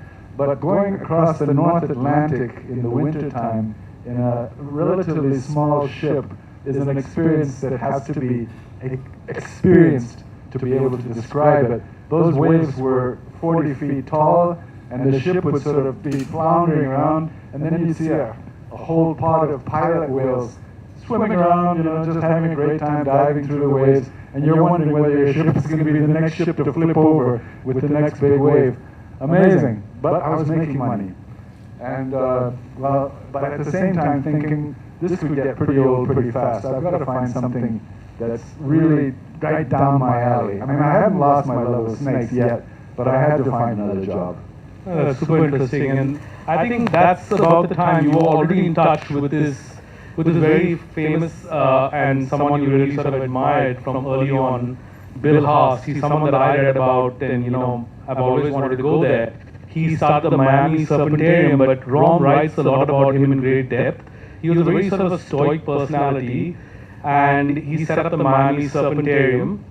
And interestingly, it's one of the times when actually Rom literally and metaphorically jumped ship, landed at the Miami Serpentarium, and that was pretty life-changing for you, right? I mean, could you give us some moments from there, because I think those are pretty special, particularly about the legend Bill, whose apparent blood could be used as anti-venom to treat people who were bitten by snakes, and he survived more than 80 venomous snake bites? He survived 178 snake bites, folks. And people used to say, how the hell do you get bitten so often, Mr. Haas? He said, well, if you handle 250,000 snakes a year for venom extraction, you'll also get bitten. I mean, he had a quick sort of report, explanation for that. But this guy, like Aaron said, was a very stoic, quiet man, and even though he was our guru, the several people who worked for him and with whom I'm in touch to this day, were disappointed that he wouldn't interact with us very much. We had to learn by observation, by seeing how he did stuff, his work ethic, which sticks to me today. In fact, the people who worked for me at the snake park and Croc Bank says, how can you make us work so hard? Well, it's because I learned from him exactly what you have to do to get anywhere, to get things done. And I really learned so much from him. What an incredible human being he was. He injected venom into his system from the 1950s in very small quantities and built up an immunity to snake venom. And he said, I'm going to live to 100, and he did. Ron, could you also tell us that little instance where Bill goes all the way to Peru to rescue this little boy who's dying of a coral snake bite? They landed a helicopter in front of the Serpentarium on U.S. Highway number 1. And Bill jumps into the helicopter, and they go to the Homestead Air Force Base, and he gets into this fighter jet, and they landed down in Quito in Peru. And, am I right? Yeah. So, okay. And he has to go out into the jungle and give a transfusion to this little boy who had been bitten by a coral snake who was near death. His blood was so full of antibodies that they saved the boy's life. And he did this about a dozen times with various people who had been very badly bitten by venomous snakes. I mean, quite an incredible series of stories. That's that's really sort of interesting, and that's a chapter that everyone should definitely read. I mean, the entire book is full of. It's a great fun way of actually looking at the field of herpetology. One of the things that you've done besides the million other jobs, from the army to the merchant navy, was actually sort of catching snakes from the wild and selling them. That's something would be a big no-no today. Yeah. And we have many people in the audience here who are probably like looking, but that's something Rom did to actually make money to buy his journey back to India. At that point, this was back in the late 60s, I think 67 or so. Could you tell us a few of your adventures down the Everglades where you and your buddy Hayward Clamp, went around collecting snakes? And maybe I'll get to the other one, which is about the green rock rattlesnake after that. Okay, yeah. I was working for Bill Haas at the Serpentarium, but my salary was only $65 a week, which wasn't very much even in those days. And so my buddies and I, Hayward Clamp, Attila Becke, and a couple of other really close pals of mine who knew a lot more about the Everglades than I did and taught me so much, we'd go out and catch snakes and sell them to the animal dealers, sell them to zoos and to the venom production laboratories, and that's really how we made our living. But it taught me so much about snakes' habits and so much about the Everglades, which I really fell in love with. The thing is, I'm constantly probing Rom because he's not getting to the real stories, that actually he's constantly sort of skirting over them. But there's one, okay, the thing about snake handlers, you realize, is they quickly run out of bags, right, Benil? They're always running out of bags, so we use whatever we can find. So there was a time Rom was using his pant trousers and whatever else he could find, until one day he got this really gigantic rattlesnake in the Everglades, a massive, I think a 6-foot Eastern Diamondback, which you were then carrying on your crotch. Can you give us a bit about that, please? Yeah, well, hey man, I didn't have a Jeep and all that fancy stuff. I had a motorbike. In fact, it was a BSA 500 single, for those of you who are into it. A 6-foot Diamondback, which I've just put in a bag, and I'm saying, no, how am I going to get it home? You couldn't put it in the back, motorcycle box. It was much too big for that. So I laid a couple of snake bags over my legs and crotch, and this animal was big, okay? So I set it on top, after I first started the bike, set it on top of my lap, so to speak. Someone said that men don't have laps, but I had a lap. and I drove all the way back to Miami, always thinking, don't bite. But sure enough, I got it home and everything was okay. But that was just one of hundreds of stories. I mean. Yeah, I want to get, with kind of risk like this, and it's something that pretty much every herpetologist, snake enthusiast, snake catcher has gone through, no matter how careful you are, there's always a risk of getting bitten, and it possibly will happen at some stage in your life, if you've been catching snakes fairly regularly. I want you to narrate that little part, and if you could do a reading, that would be great. From your book, on your time in Arizona, where you were catching snakes to make money to get back home to India with the little green rock rattler. Yeah, I was in this beautiful place called the Huachuca Mountains, which is on the Mexican border in southern Arizona. Man, you can't believe how beautiful it is. With about 12 different species of rattlesnakes you could find. I mean, wow, heaven for a guy like me. I walked carefully across a massive rock slide, alert for the soft buzz of a small rattler, a particular species I was looking for. At the first sound, one excavated the rocks, but the rattle grew fainter. The snake had retreated inside. I had to be faster next time. Careful not to start a rock slide, I made my way. Another snake disappeared under a flat rock. On lifting the stone, I caught sight of a slate-gray coil near my hand. Too late! The small lance-shaped head of a green rock rattler shot out and bit deep into my left thumb. You dumb shit, I berated myself. My thumb burnt like a hot iron drilling into flesh. This was no dry bite. Although in pain, I wanted the snake. I grabbed it with my tongs and dumped it into a bag.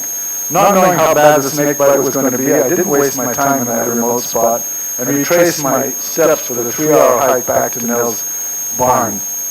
Exhausted from the agony, I slumped beside a stream and drank deeply. I made an improvised sling with a bag for my throbbing hand and rested in the shade of a tree for a few minutes. The swollen thumb had turned blue like an overripe fruit, stiffened and oozed fluid from the puncture wounds. I wiped it with a damp handkerchief and tied it loosely around the bite to keep the flies off. My small medical kit contained no painkillers. I did, however, have a stash of marijuana. I tapped a thimbleful into a corncob pipe for a smoke. The familiar high took the edge off the agony. I felt better enough to continue on my way. About a month later, I began sneezing non-stop, which made me even more tired. Then my armpits, crotch, and head started itching. I had no time to dwell on this new unfamiliar symptom of an allergic reaction to venom. The distance passed in a blur. The sneezing abated, but I continued to scratch, as if I was bedeviled by fleas. A parked car stood in Nell's yard, and the sound of people's voices came from the house. If her guests saw my puffy face with a snotty nose while I raked my privates like an uncouth simpleton, they would run a mile. I stumbled behind the barn without being spotted and sat under an apple tree with my back resting against the trunk. Sweat trickled from my brow and my shirt was damp. I toked on my corncob pipe, which eased the pain. 2 snake bags stuffed with dry leaves made good pillows, and I stretched out, gazing into the branches. I sank into a deep sleep, listening to redstarts warbling in the overhead foliage. On waking up, I had no sense of how much time had gone by, since my watch had busted several days earlier. A troop of Quatamundis surrounded me, chewing on fallen apples. Am I hallucinating? They kept a wary eye on the prone human. When I propped myself up in a sitting position, they scattered and watched me from a distance. These guys are a bit like civet cats. The swelling had now reached the elbow. A deep, dull ache that throbbed with my pulse replaced the burning pain. I peeked around the barn. The car had left. I knocked on the door and told Nell about the bite. My swollen arm concerned her, and she urged me to leave for the hospital. The nearest one at Bisbee was an hour's drive away, and my last excruciating experience at Beaumont Hospital lingered in my memory. It was a tiny snake, I reassured her. It couldn't be dangerous. The swelling has stopped, and it's not even painful anymore. I'll be fine. It doesn't look good, she said. Anyway, you better stay in the house. After we had a sumptuous meal of deer steak and baked potatoes, she pointed me to her guest room. At night, I got up in the pitch dark to take a leak, but lost my balance and fell down. I was blind. 100 worries assailed me as I lay there. I should have taken Nell's advice and gone to the hospital. Now it's too late. Should I call for help? Am I dying? Nell hadn't... Well, should I ask her to drive me to Bisbee? I had already worried her enough. I sat upright, paralyzed by fear and uncertainty. After about an hour, my vision started returning, like an old TV set warming up. The night light and the furniture were blurred at first, and then they came into sharper focus. Unsteadily, I stood up and leaned against the wall, waiting for my balance to return. I staggered into the bathroom, and then I returned to bed. I woke to birdsong and the morning sun streaming in through the window.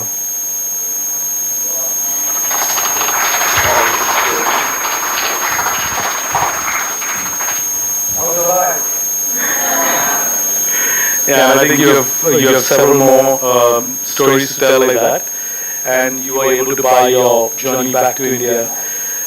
Could you give us a brief snippet of what that felt like to just get back home? Yeah, the book has only a page or so about my arrival back home, but I was on a freight ship. I was a passenger on a freight ship. It was kind of weird to be a passenger on a ship that I used to work on. And I'd wake up in the morning and think, it's time to go to work. I said, no, hey, wait, I'm a passenger on this ship. I just paid $500 to be on this ship. And it took us, 58 days to get from New York to Bombay because we had to, the Suez Canal was closed. It was during the 5-day war, and we had to come all the way around South Africa, which took an extra 15 days. It was an endless trip. So here I am parked in the ship, parked in Bombay Harbor, and waiting for I think they had to have a medical officer come and check the ship out. And I finally got ashore, and I remembered a bit of Hindi, and I knew where I lived. I lived on Marine Drive. I knew my mother lived on Marine Drive, and it was next to the Nataraj Hotel. So I said, Nataraj Hotel, Baaju mein jayega.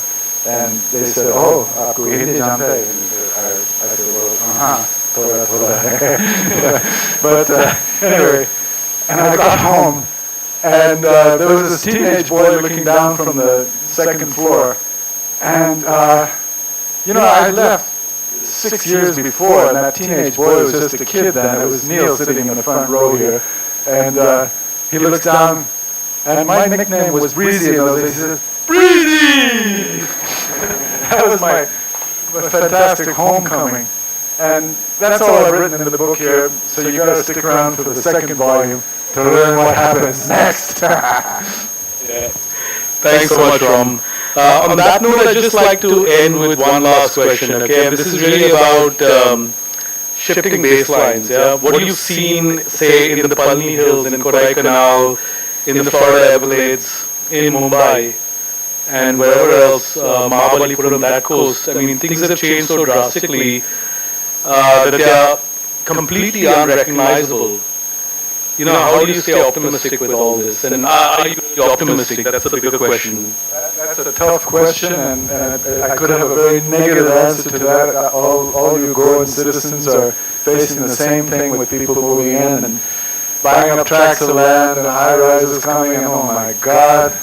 I live in a wonderful place right now outside of Mysore, but they just made a highway between Bangalore and Mysore. Mysore is going to become another Bangalore. I mean, what should I say? Should we just all commit suicide, or should we just sort of go with it and do our best for it? I guess that's the answer. Because there's still, you know, India still has all its predators, except the cheetah, which they're trying to bring back. But when you think about it, the rest of the world has wiped out all its major predators. India still has. India's still got so much wonderful wildland. We're doing okay in certain areas. We've got a weird government. Yes, I agree. I'm not going to go into that. I'll probably get arrested as soon as I leave the room. But, you know, let's keep fighting for it. And I know there's a lot of you involved very deeply in this right now. So let's not give up the fight. Yeah.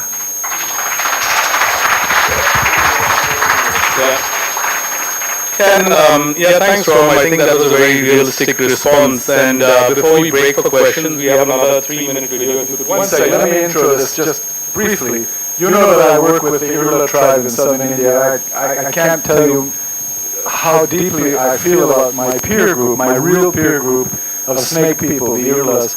And they are just wonderful people. They are totally unsung. We started together something called the Irula Snake Catchers Cooperative Society in 1978, folks, going way back. My sons would say, what was it, 1878, Dad? No, 1978.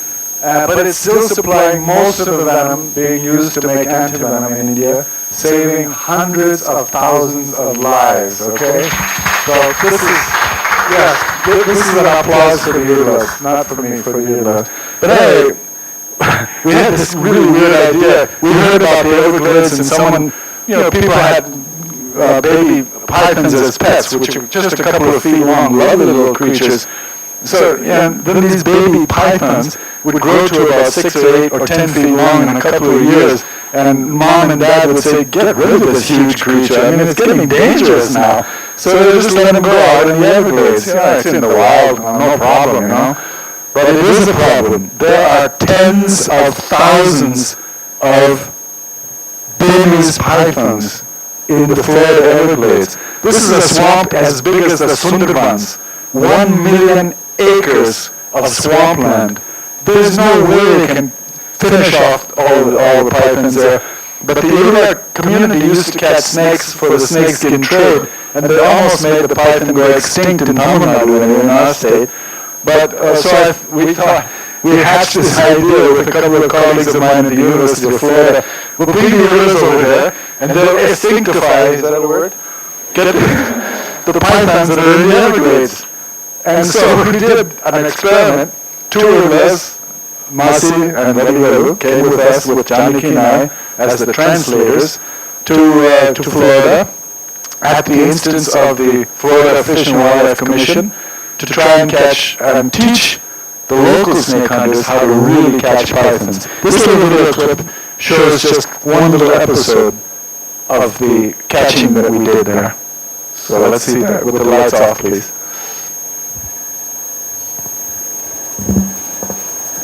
It doesn't need sound, it's mostly visual.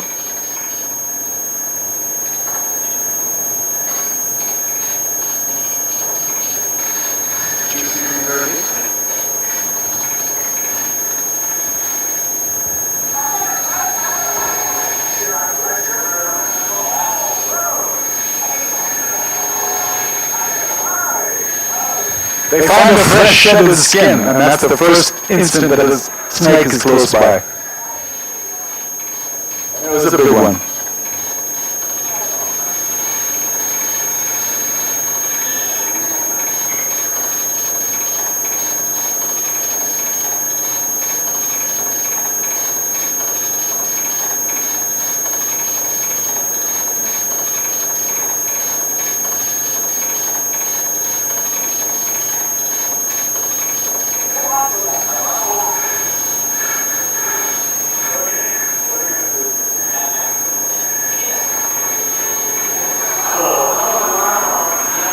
You didn't know pythons had such huge teeth, did you?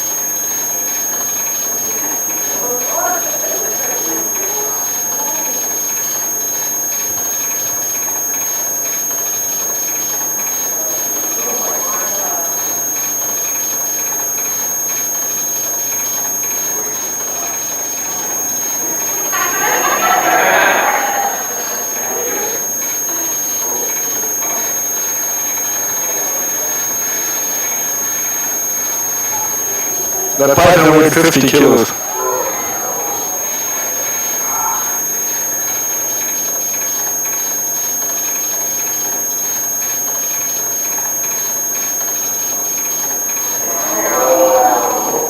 One day's catch.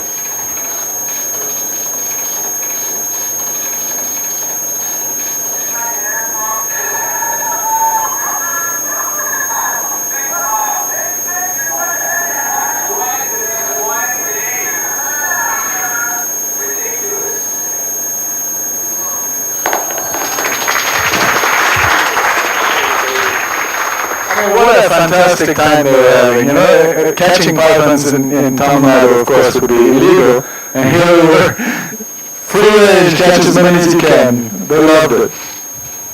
Thank you. I'm gonna, thank you, Rom. This is really great. Can everyone give him a big hand? Yeah, it was great. We're opening the floor to questions now. I think Vivek is at the back. We've got about 15 minutes, am I right? 15 minutes. One guy with an ear. Yes? 10 minutes? Okay, thank you. And Aaron's got an ear which doesn't work, and my hearing isn't so good.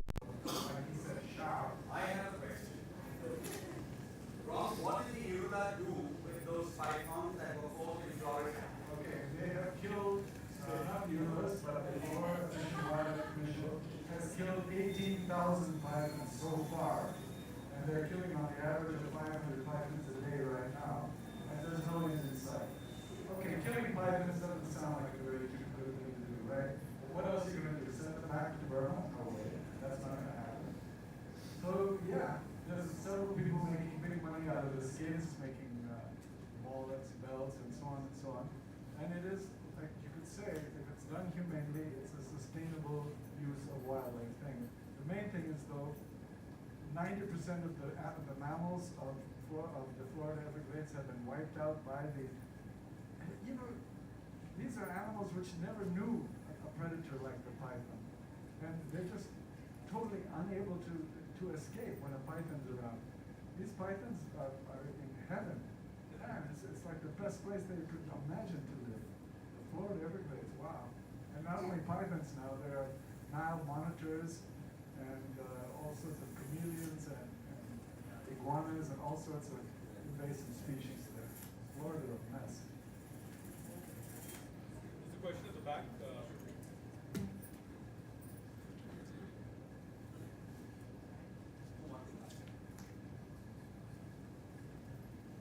Hello, Ram. I not a question so much as two comments. One was the fact that you put the sound off. I was looking forward to hearing the excited cries of the tribe in Tamil, which would be very nice to hear, because that's what they would be shouting in Tamil, right? And swearing a bit too. Yeah, I know. I want to hear that actually. And that would have been great. The second thing is when you spoke about the fact that you got a snake home to your mom, I had the same experience, except I didn't say it was beautiful, I just fainted, literally. My son got the snake home, this really beautiful snake from his guava tree in the garden, and I almost fainted. But hats off to your mother. It's fantastic. There's a question right at the back. Hi, Mom. Congrats on your book. I'm not read it. I've bought it. I haven't read it. But I was wondering, how when you spoke, the early years were so romanticized, and when there were wrong things happening, you were still romanticized. At this stage, are there any regrets? Anything you would undo and change? I'm not going to confess that stuff. Yeah, I mean, I think the killing stuff has totally changed me now. I mean, I caught a big catfish recently in Mangifera, which is the lake that we live next to. And I had to, I wasn't going to let it just sit there and gasp. I had to chop its head off, basically, in a particular way which shatters the brain with a large machete.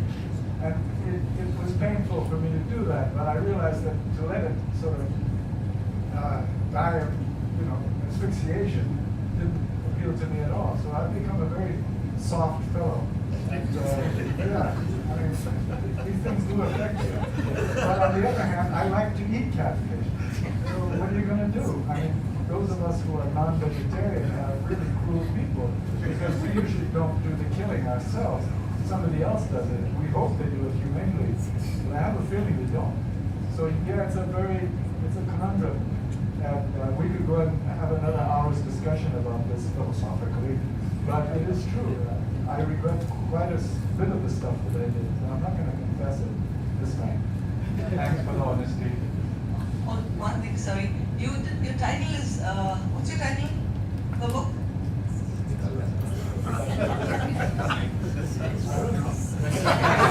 No, you left out a very important part of the discussion. What's the title of your book? The drugs or the rock and roll? Oh, you left out the drugs and the rock and roll. Well, that's all right, Mama. That's all right now, Mama. Just any way you do, that's all right. Yeah, that's all right.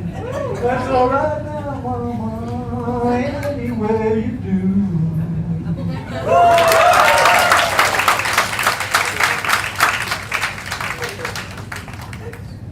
Yeah. More questions? For a budding herpetologist or anyone getting into the field of animal rescue and conservation, what would your advice be to them, and how important is an educational degree to get into this sort of field? Man, I'm the very wrongest person in the world. I hated school. My college was a disaster. The only reason why I passed it is because I did a good paper in the sociology class on how wonderful the communist state of Kerala was, because it was the most well-read state in the whole country of India, and all these kids in the class are like communists. Now, this was the time in the 60s when America was very well, it still is anti-communist. But yeah, I believe in India you really do have to get a degree. It's it's realistic to get a degree, and then you can join an organization, because if you don't have those credentials, you probably won't get into that. So, to be really honest, you probably do have to get a degree, yeah. But I think the passion that keeps you going is much, much more important. Anyone who wants to mind? You talked a lot about killing and getting into the conservation area that way. Where do you see the opportunity or the intersect between wildlife destruction here in the country with poachers and all of that, and bringing, a skill set that they have, right, like the same way you had, into that line of action? Yeah, what's your question? No, so the question is, like, what kind of work that, it's an open question, but is there work that's being done around that with, people who are trekkers, poachers, those kind of things, who have a very specific skill set on wildlife as well, and what work is being done on that to bring them into No the work field? is been done. India is a country where we do not practice conservation, we practice preservation. Conservation is something very different. And I was a very fortunate person, which you'll have to wait till volume 2 to read about, but I can briefly give you an idea. I worked as a production manager for the crocodile project in Papua New Guinea, where tribal people to this day, and this was back in the late 70s, early 80s, and as a production manager, I was in charge of helping to set up crocodile farms amongst village people who would then collect crocodile eggs and baby crocodiles and rear the babies so that they could sell the skins.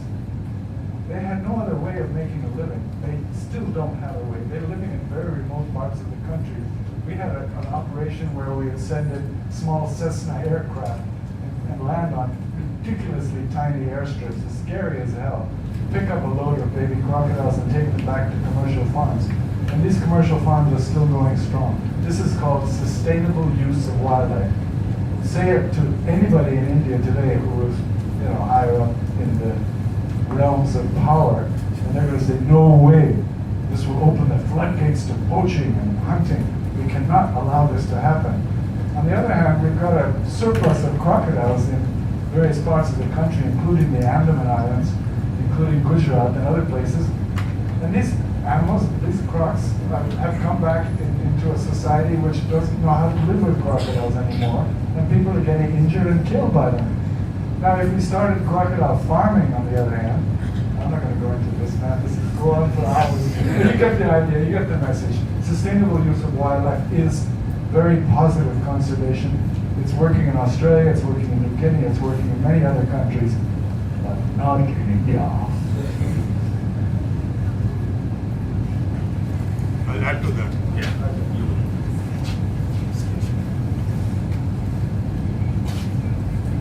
We have tried in some parts, like in Andamans, with the swiftlet, which the scheduled species was notified, and but then again the policies keep on changing.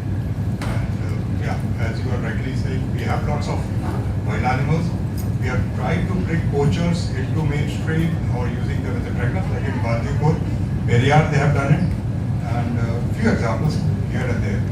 But yeah, it's up to us, once we open the gate, then they become the floodgates because there are too many of us. I think somewhere we have to also think about that, and everything cannot be eaten or harvested.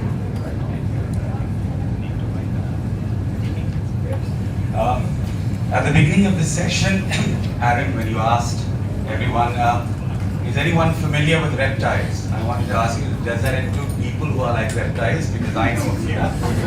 But anyway, on behalf of Goa Writers, I thank Ram and Aaron for this very enjoyable and engaging session, and I thank all of you for participating. The next session will begin in 5 minutes. One last word. If you buy the book, please write a little review in Goodreads, because then we'll be able to sell thousands of copies more.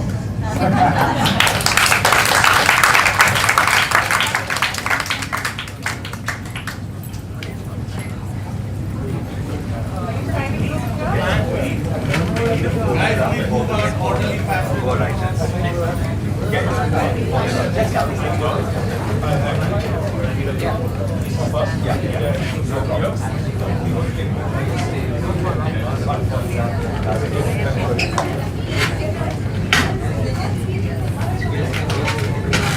Warm will sign both outside.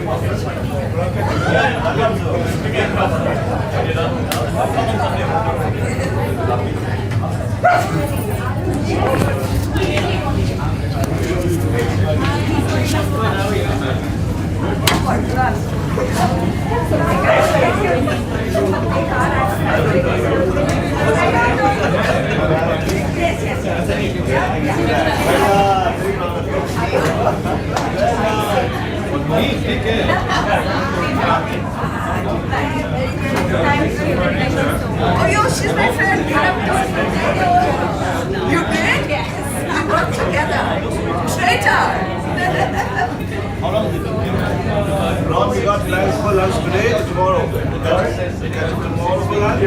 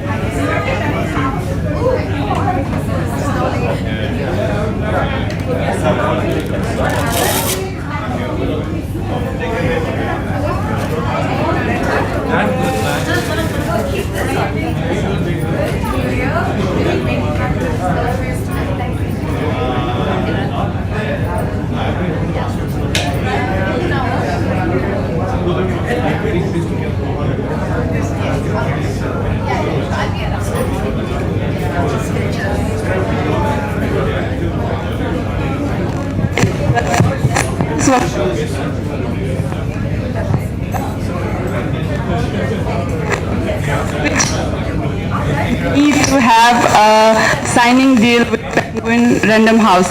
So just see and friends.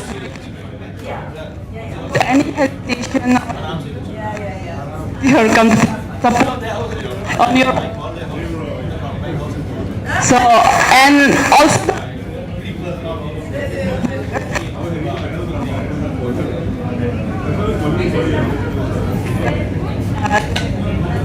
And meeting you.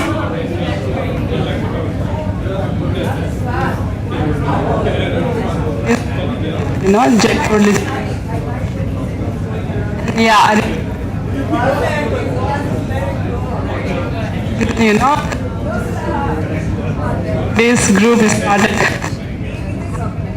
Emphasis enough the importance of line or offline writing.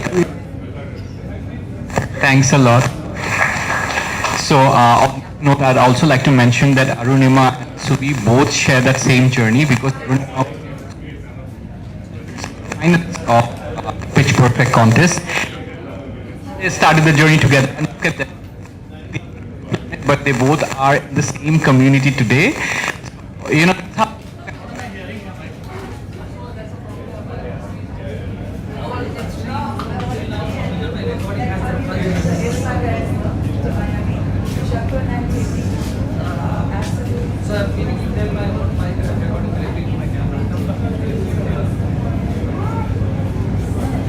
Actually, some of the other sessions were amazing. It would have been good as we get chance to do that. And it's fine. Make video sessions.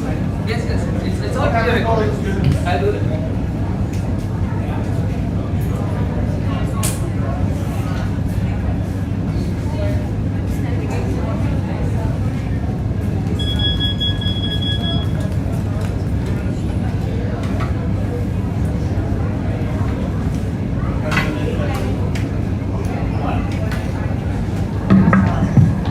How many many people in this room? Huh? How many people in this room?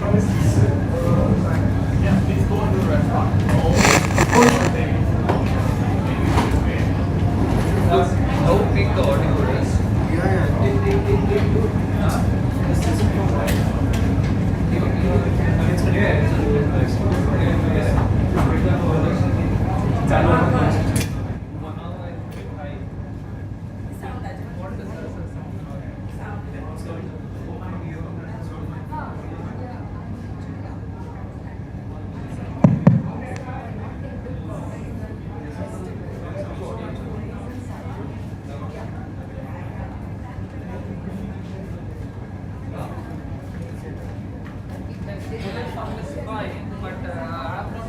It's That's the biggest problem. So I put next to the speakers now. I just stick it now. I remove this.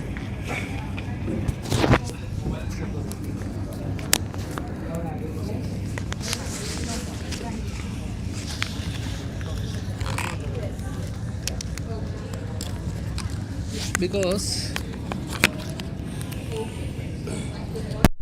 hear this sound now.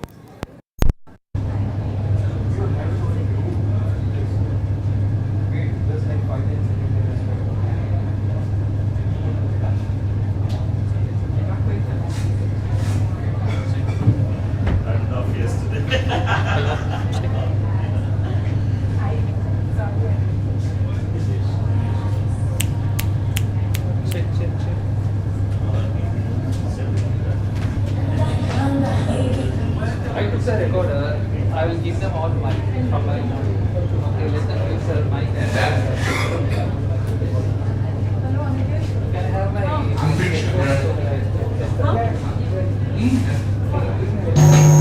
Raise your hand.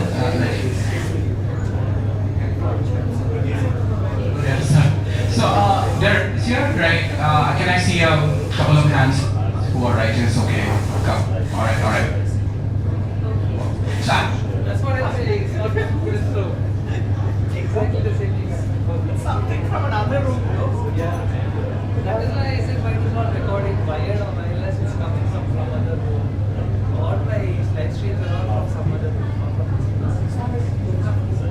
And it happened once last year. It's Bluetooth. or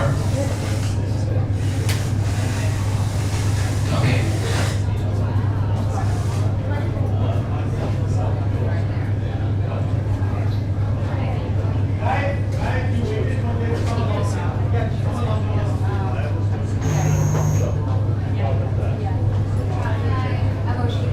Welcome me. Start on time, sir.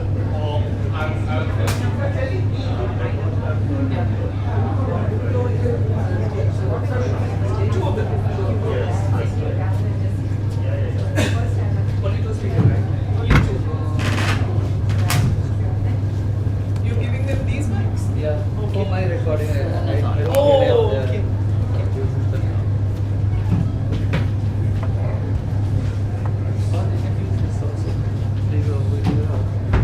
Those mics. I'm from Chennai. Oh, nice to meet you. Where do you live? I'm originally from Bangalore. My parents are there, but we grew up I was in Chennai as well for a little while. I tell you, it is not my fault. It's a bit all over the place. But here you go. You're still Goa, I getting live bus in from the other room. It's been like 4.5 hours. I live in Aldona. I've been there 12 years. I like that side a lot. We were just outside the other day for thali. Fish thali. Fish thali is the best. Yeah, check the light. You come from Aldona? Sort of confusing. It was a... Yeah, sorry. You have to just plug it here. Just plug it. That's to the record. And you'll be introducing? I'll just introduce from there only. Okay, I'll use this. Okay, this is lunch session. I'm sorry. Yeah, no worries. It won't be the most buzzing session. That's fine. It's nice that it's recorded and people Yeah, can come that's back nice to it afterwards. because it's a working day. A bunch of my friends couldn't make it, and they would like to see the recording and such. So, yeah. So sorry, mine is all recorded passively. I've flown in from Delhi. I'm staying there at the moment. Yeah, yeah. All of us are nomadic. What is it? Yeah. I don't know. Meg, you are the. You're supposed to do this. You don't need to use. Okay, I'm gonna position this. Yeah, that's what I'm trying to do. Beyond that, It might be from Yeah. HTML. Yeah, cool. Oh, and they'll show you the time. sure. This is clean. Placards. What do you Sure, think? sure, This is clean. sure. Sounds good. Maybe this side and this side. This is nice and comfy. Yeah, it's chill. I mean, I feel like the conversation, like our living room. Yeah, basically. I'll be focused towards you primarily. Okay. I'm not gonna like focus that much on the audience. This is fine. I'm not really. Yeah, stare into Hey, it. good afternoon. Okay. Have. So do I need to use that? Okay. Can you hear me or? How the hell do you put this on? I think it's on already. Hello. Hello. Am I audible? It is. Oh, okay. Whatever. You talk that out. No.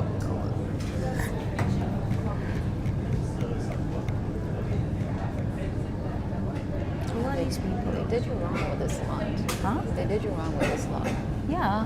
But they would, right? Good afternoon. Too loud? Somebody has to take this on. They'll give it to the Yeah. novelist. It's fine.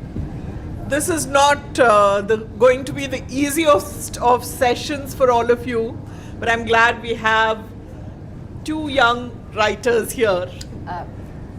Yeah. We have Not an very exclusive book launch. The book is called No Place to Call My Own. We have Alina Gufran in conversation with Oshin Shiva.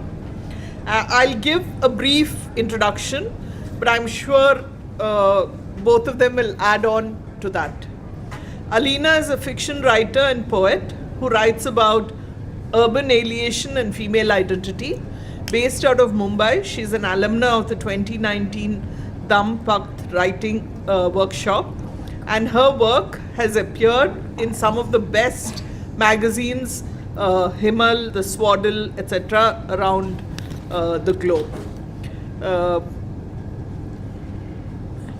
Oshin Shiva is a multidisciplinary artist from Tiruvannamalai, based in Goa. Through the lens of surrealism, speculative fiction and science fiction, and rooted in their Dalit and Tamil heritage, Oshin Shiva imagines new worlds of decolonized dreamscapes, futuristic oases with mutants and monsters, and narratives of queer and feminine power. They work in a variety of mediums, including immersive media, installation, performance art, public art, and digital illustration. They have also been widely published and awarded as well. And over to both of you now. Thank you. Do we talk through the mics? Yeah.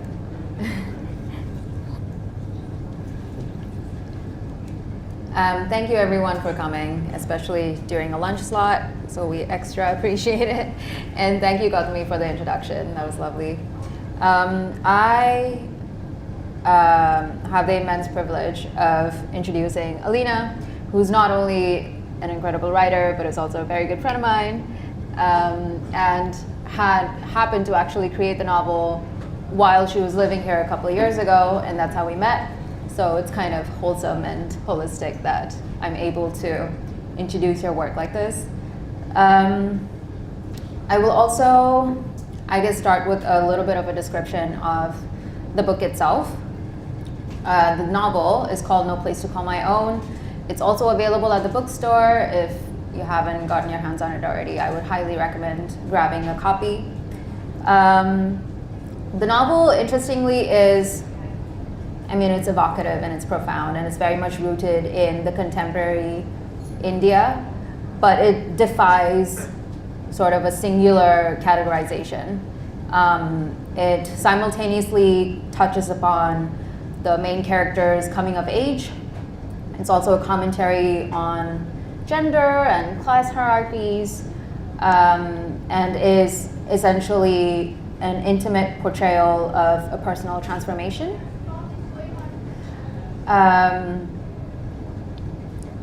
The journey of the main character is also shaped by shifting friendships and experiences with romantic entanglements, love and loss in general, and is ultimately, at least in my understanding, rooted in hope, which we can talk about a little bit later. It's also in the backdrop of a lot of tensions within the country as well. The novel touches upon the 2020 Delhi riots, the Me Too movement, which is translated as tensions within the characters themselves. And the root of the novel for me, which was the most interesting, was the main character's friendship with her best friend, Medha. Rather than sort of presenting it as an idealized or like a static relationship, what was like touching for me was the complexity that's being translated. They go through a lot of conflict and estrangement and connection and reconciliation, but also a lot of like tensions within themselves throughout the novel, which I think sort of parallels the growth of the main character as well. But anyway, I think I've blabbered on enough. We will hear from the author herself. I wanted to start the conversation with just what was interesting for me. One aspect of it, obviously, which is that the character, you're so good at creating multifaceted characters, which translates to the main character, Sophia, as well. And I did just wanted to, I was hoping you'd elaborate a little bit more on sort of this ambivalent relationship with her best friend and how you've kind of captured the nuances of female friendship and what it means to sort of embody this in like the contemporary times that we are, the novel is based in. Yeah. Thanks for that question, and thanks everyone for coming. Yeah, I guess I'll just get right into it. I think at the heart of the story, because the backdrop is often so political, fragmented, and there's a certain sense of like a fragmented consciousness that props the novel.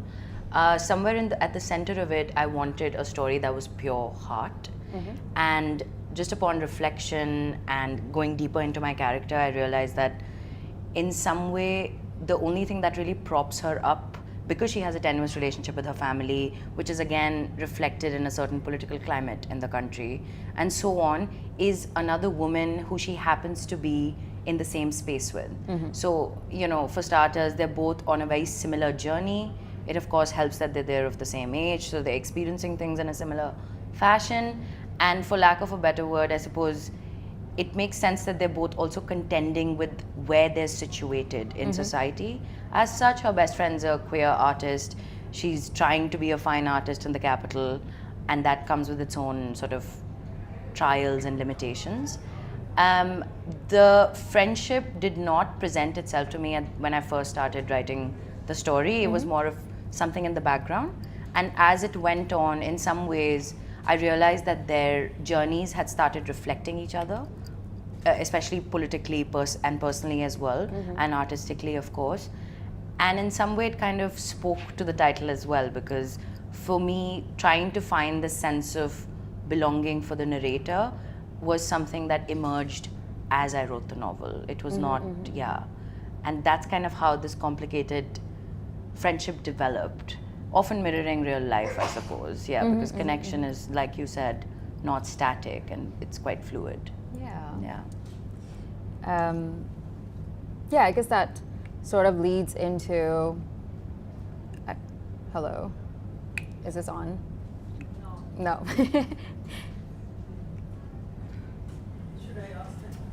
Do you want to use this until then? Yeah.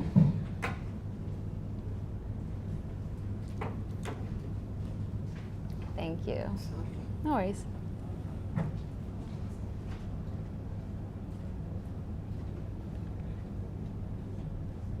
Yeah. Thank you for that answer. I was just wondering, along those lines, when I mentioned that the novel sort of touches upon multiple issues that we're going through as a country, but also as like a character herself, right? I was wondering if you wanted to sort of elaborate on your thoughts on how systemic structures that are prevalent in our everyday lives and what the character is going through as well, right? Like intergenerational trauma, religious tensions, obviously, and gendered sort of vulnerabilities. How do they reflect in the character's journey, but also does that, how is that coming through, right? Like, is it through, like, she seems sort of anxious and perpetually trying to spatially situate herself, but also find her way, which harkens back to the name of the novel as well, right? So I was just wondering if you could elaborate a little bit on the title and also her, like, how she's sort of figuring out her positionality, I suppose. Yeah, I mean, I suppose the title of the novel kind of begets this question, and I've been asked this a few times, and I feel like every time I answer it, it sort of shapes itself. I don't think there is a very clear answer to this, but there is one thing that you touched upon, which also I feel became the kind of propulsion for the novel, which is that it is narrated in first person and you're kind of just deeply situated in her mind. And she's also a bit of an unreliable narrator, so often what is happening and what she is telling us is happening is at odds. But to me, that often reflected the tension that she feels with the rest of the world, right? So there is definitely this sort of young arrogance at not wanting to accept circumstances. Sometimes it's bravado that kind of leads you into corners where you make mistakes, but you're too young and egoistic to really accept that, and perhaps sometimes you don't have that self-awareness. I feel like all of this is quite sort of telling of that particular decade of your 20s. For me, this particular character, Sophia, also does possess a certain kind of self-awareness, which I feel is reflective of this world that we live in, where we're so plugged into social media, where everyone's a thought leader and everything's sort of a stand or a take. And I think she very much embodies that. But I think that self-awareness can also sometimes be quite performative. And so in between that dance of performing for others and trying to truly get closer to who she is where the gaps or the chaos lies. And for me, a lot of tension in the narrative came from that, which became quite fun to explore as a writer. Yeah, that makes complete sense. And you can, I mean, I'm glad that you touched upon the structure and the writing style of the novel as well, which was one of the other things that was quite striking to me. Apart from the content and the context itself, just stylistically, it's interesting, right? It's not like any other sort of novels that I'm used to that are more or less chronological or have, I mean, clearly I'm not from the writing space, so I don't really know, but what stood out to me was the style itself. Like, do you want to maybe talk about how she sort of jumps space and time, and it's seemingly sort of fragmented and erratic in a way in terms of being a narrator, right? So is this reflective of her mindset, or is it reflective of like a larger atmosphere that she's embedded in? Like, would you like to talk a bit about that? Yeah, I just feel that in so many ways, I mean, for starters, you're kind of in her head, right? You're sort of constantly with her interiority. There is very little space or distance from the narrator. So from a strictly sort of technical point of view, it made sense to follow the narrative like that. But I think somewhere the thought process behind that was just a fragmentation of consciousness and how deeply embedded social media is. I mean, this is a personal kind of anecdote, but I'm guessing all of us got into social media when we were about 14, and now we're in some 30s, I suppose. And I think we underestimate, and I feel like language cannot fully grasp yet what social media has done to consciousness, where we're so used to kind of switching from I don't know, a reel about Palestine to, you know, someone selling you socks to, it's a very absurd way to live, and I just don't think any generation lived this way before. Gen Z was kind of born into it, but the millennial dilemma is peculiar because our childhoods were not beset by this. So we do have a memory of this analogous age, right? Foregone era. Yeah, exactly. But even though being online is not at the center or very explicitly spelt out in the novel, I think it is a constant refrain. It's sort of a matrix that she's just plugged into, and everyone around her is plugged into. So even when I may not be talking about it directly, or the narrator is not addressing it directly, it hangs in the background like a bit of a specter. And that fragmentation of consciousness I wanted to capture in the narrative style itself. I think just in terms of the fact that each chapter is set in a different city, in some way became just a tool to manipulate time. In retrospect, would I have written a book that's maybe set over a night? Yes, maybe next time, but you know, debut novelist. So there was this burning desire to condense a decade into a story. What does that look like, you know? Without being literal about it. And I think this structure, that's when it emerged to me, where I was like, would I be able to set her personal experience against what's happening in every city that she finds herself in? And because of the nature of those cities and the nature of sort of late stage capitalism, urban life in general, there are certain themes, overlapping themes that start emerging across, let's say, like a Dubai, Beirut, and Delhi. Also because of her positionality of being a like Indian Muslim woman in the current day and age. And then those themes became more interesting to explore, and the places became incidental. I also just feel that when you're, or at least I'll speak for myself, when I was in my 20s, I was a very porous person. I was constantly impacted by what was happening around me. I suppose that's a bit of an artistic disposition as well.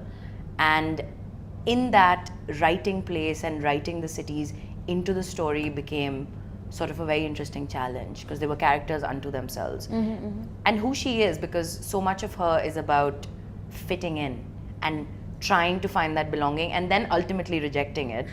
But initially, at least, that she's very good at morphing and becoming a chameleon. And I think as women, minority women, although I don't particularly like using that word, we are quite used to that dance of trying to fit into certain spaces, right? So I just wanted to capture that reality, I suppose. Yeah, completely. And it's very relatable and very well fleshed out in her journey. There are a couple of interesting things that you brought up that I want to touch upon as well. I do want to expand a little bit on the structure of the book itself. The intention behind, I mean, you did touch upon it a little bit, the intention behind dividing it into these cities, right? Like, to what extent does her journey influenced by the time of her life, and also how she's absorbed or is morphing into these specific cities, right? I also, in general, want to sort of touch upon the trajectory of the novel itself, because there is quite an evident shift somewhere in between, where she's going through sort of her relationship, her contentious relationship with her parents, and then her other relationships with friends and herself. But throughout, somewhere through the middle of the novel, you can see her contending with how to engage with like social political issues, right? Or just how she is being perceived by others, whether or not she wants to be seen in a certain way. Which is very sort of unique to the novel itself. Do you want to maybe touch upon that? Yeah, I think what happens, I suppose, sort of is I'll talk about the story for a second, then I'll kind of relate it to a more lived experience perhaps. That for the narrator, because she essentially kind of grows up, you know, she's in Beirut and she's in Dubai, and these are, for lack of a better word, Muslim majoritarian countries.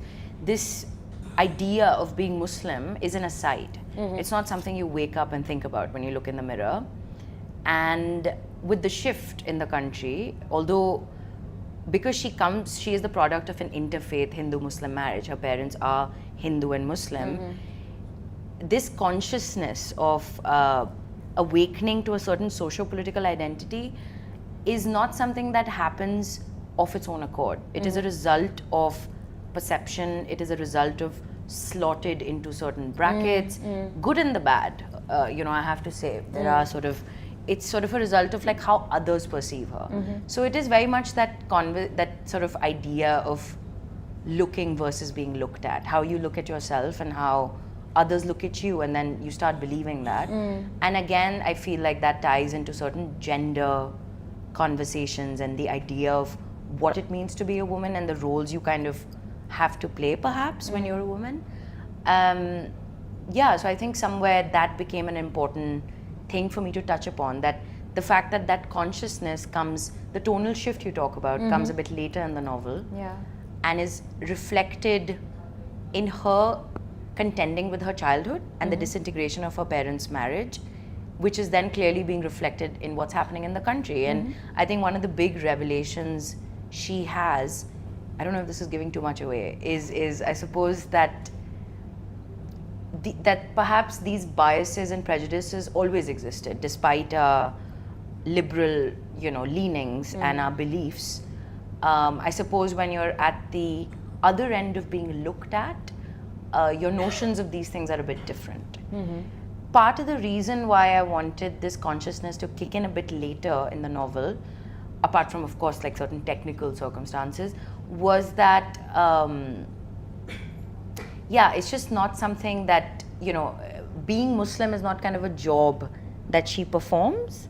In the beginning, she's just more concerned with the business of being and kind of existing as a 20-something in this mad world sort of a thing. So that was the thinking behind it. Yeah, as you go through the journey, you can, you're very much attached to the character. It's just made so well that you feel like you're going through the journey with her. I mean, yeah. It's just stating the obvious, but speaking of sort of her relationships with different characters, it is interesting that there are like deliberately numerous men who make sort of fleeting or transient appearance in the main character's life, right? And also, I guess, due to the sheer volume of the deluge of men that you have embedded in the novel, there is obviously only a certain extent to which you can sort of imbibe them with complexity. I just wanted to sort of wanted you to kind of expand and her sort of more long-term partner, I suppose. But I think more than my approach as an author to this particular way of approaching it was, I plugged the character. The deeper I went into the character, I realized that this is how she sees them. I guess I'm just trying to understand like how it reflects onto her like self-actualizing, and also it in interesting ways is attached to implicitly and explicitly to her like growth and self-worth to a certain extent, right? She's kind of reflecting conflict in general with dating culture or just relationships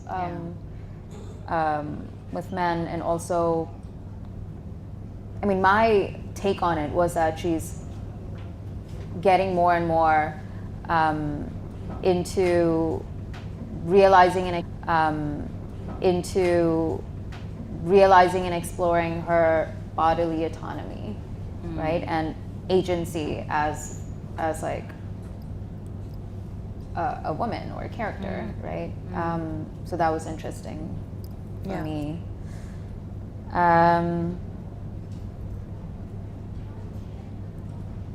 Yeah, I just wanted to maybe in a broader sense touch upon how the protagonist and in turn your intentions were to make the character sort of embody personal growth through conflict. Would I be correct in like analyzing it in this sort of structure? And also, what does that mean in relation to different things, in relation to other characters, in relation to societal expectations, right? Like institutions like family and religion, and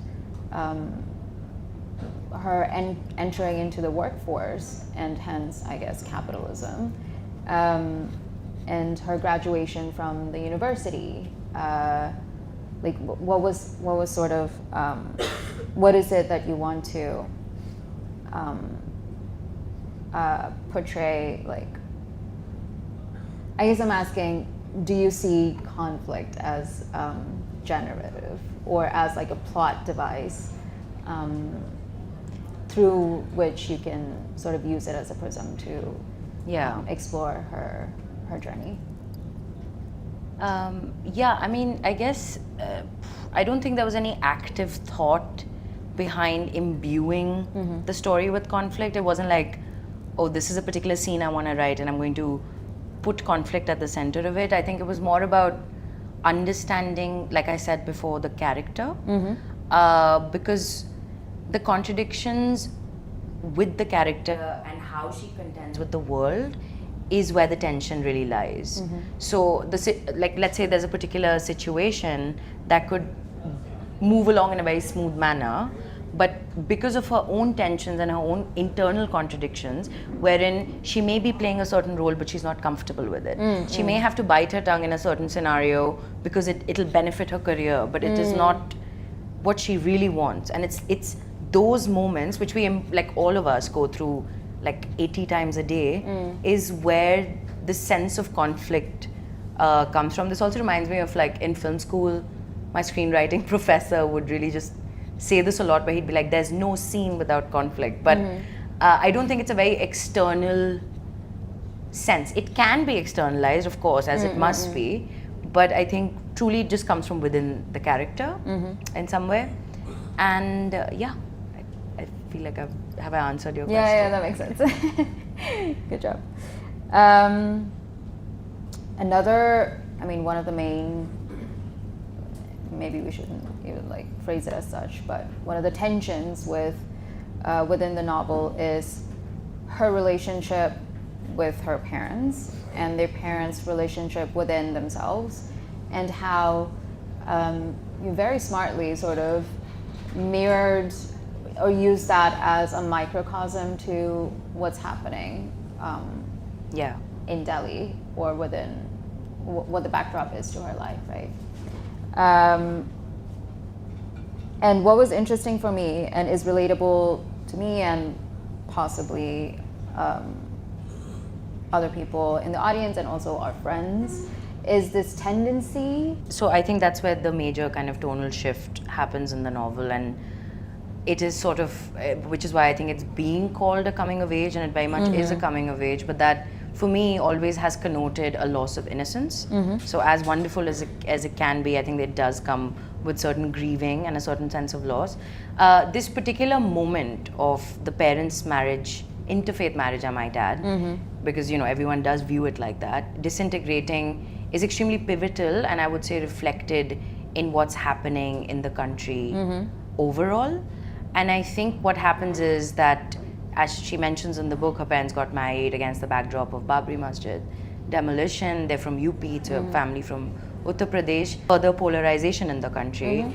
The one realization she does have is that, I know a lot of like liberals, let's say in the capital, are shaking because they feel that, oh, this is so sudden, we didn't see this coming. But she's like, I've grown up in this tension, and this is the cyclical pattern, quagmire I've grown up in. So I've actually been turned to it since I was a child.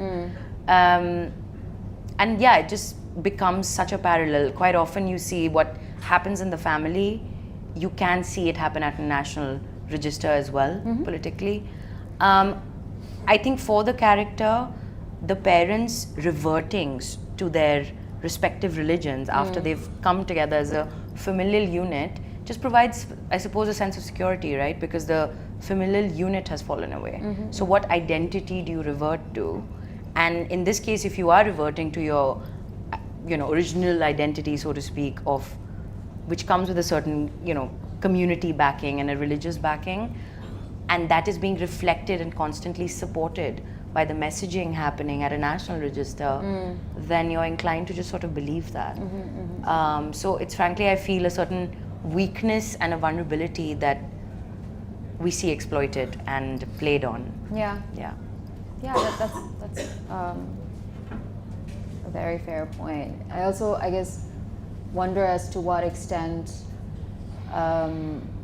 accessibility has played a part. Everyone's a student of WhatsApp University, like to what extent has social media played a part, to what extent has media in general played a part, you know, in exacerbating or increasing, or I could be wrong, maybe it's just always existed and is just maybe more prevalent at the moment.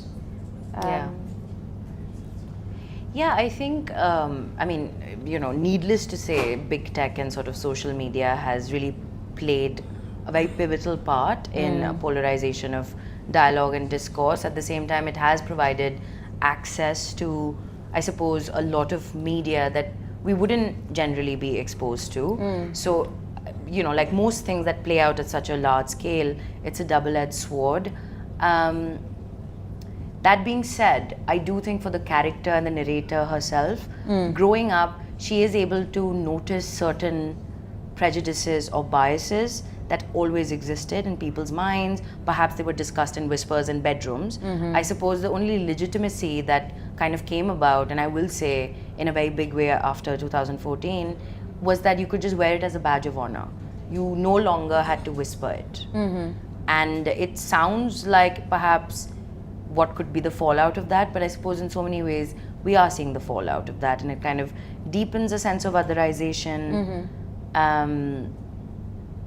It changes the way you look at yourself, and that's her, that's at the center of her search and the center of her kind of dilemma, because she actually is now consigned to a community that she feels frankly quite alienated from. And that's also a very sort of truthful thing to explore for a person, because I have been quite often turned to narratives where the minority body is always just a site of spectacle. Things are always happening to them, and as important that is to perhaps witness, it's not a monolith. That's not the only thing, of course, that you kind of go through as a Muslim person in the world. Very fair.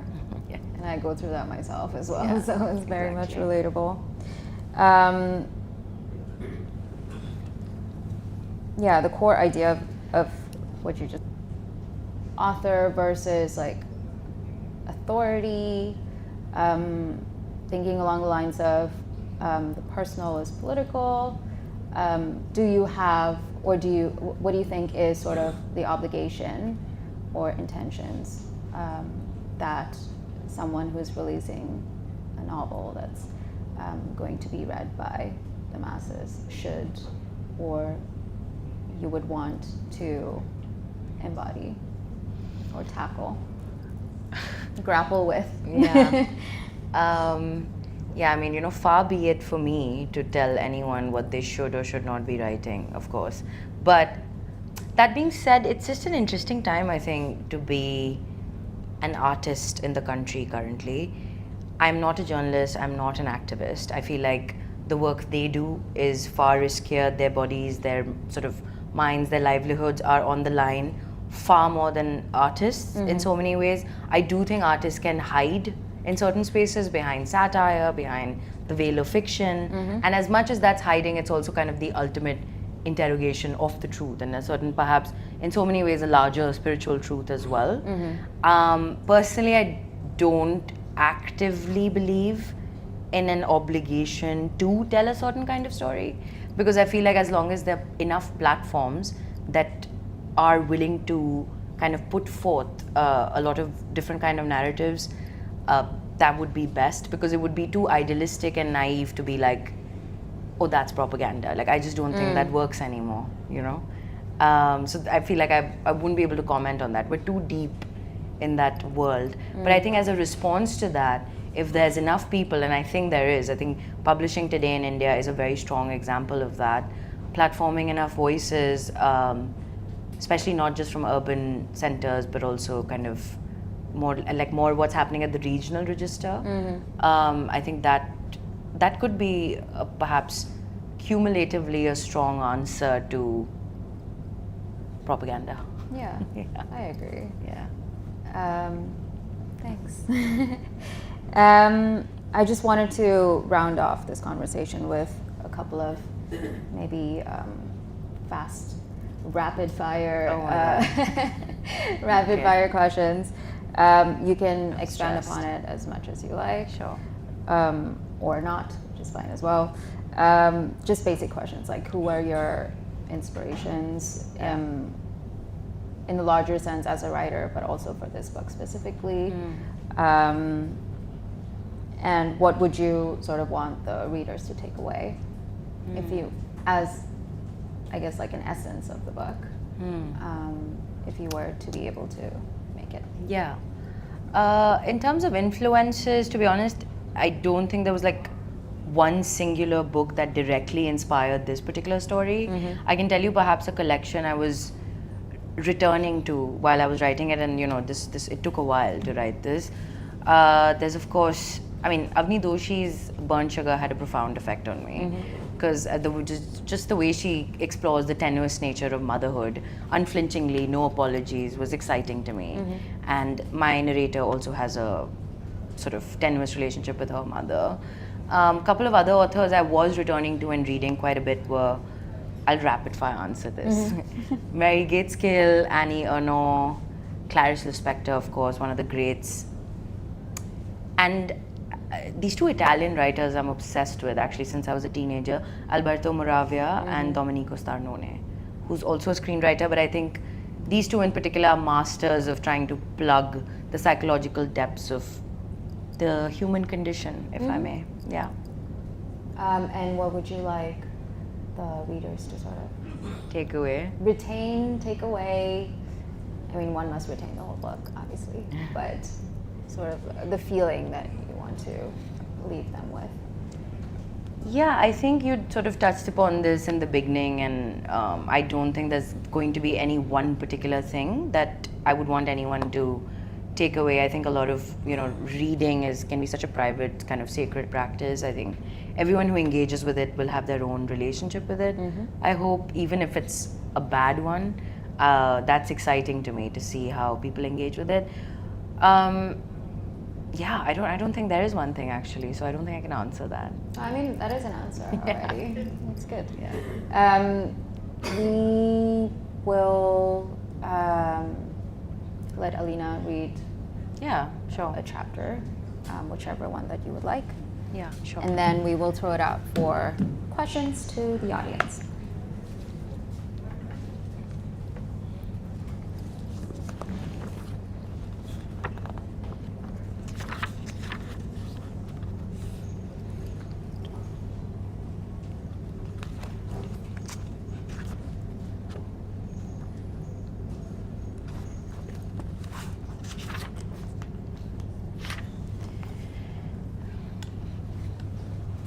Okay. So it's happened. No, that's not quite right. It's been happening. It's been building up slowly and steadily, and now finally with a resounding force, the constructs of what I, as a privileged Indian, know to be safe, familiar and real, have collapsed. Despite my education, access and partial NRI advantages, even my half-Hindu lineage, I have been reduced to what my last name denotes. I think of how having to build a life outside the country has robbed my father of a sense of rootedness, an ability to call one place his own. He's postponed his retirement because he's not sure how to return to today's India. The colony he grew up in now has houses marked with saffron flags and routine morchas taken out by men frothing at the mouth with chants of Hindu khatre mein hai, Jai Shri Ram, and Mandir yahi banega, the war cries of a lost generation. I sit on the floor in the middle of the new apartment I've recently leased at a highly subsidized rate from a friend's family. Cardboard boxes pile up around me, taped and marked with labels. Books, clothes, kitchen stuff, medical reports, electronics.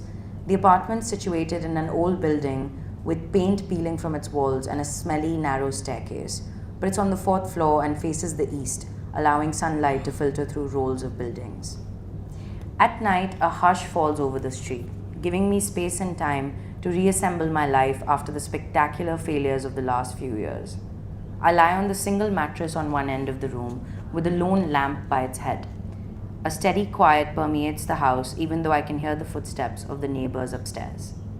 Next to it are some planks of plywood I plan to use to build a bookshelf, a 2-burner stove not plugged in yet, some brightly colored bed sheets Ma sent across with matching pillowcases, the expensive film textbooks from Prague that I haven't opened in a few years, and Polaroids neatly contained in Ziploc bags.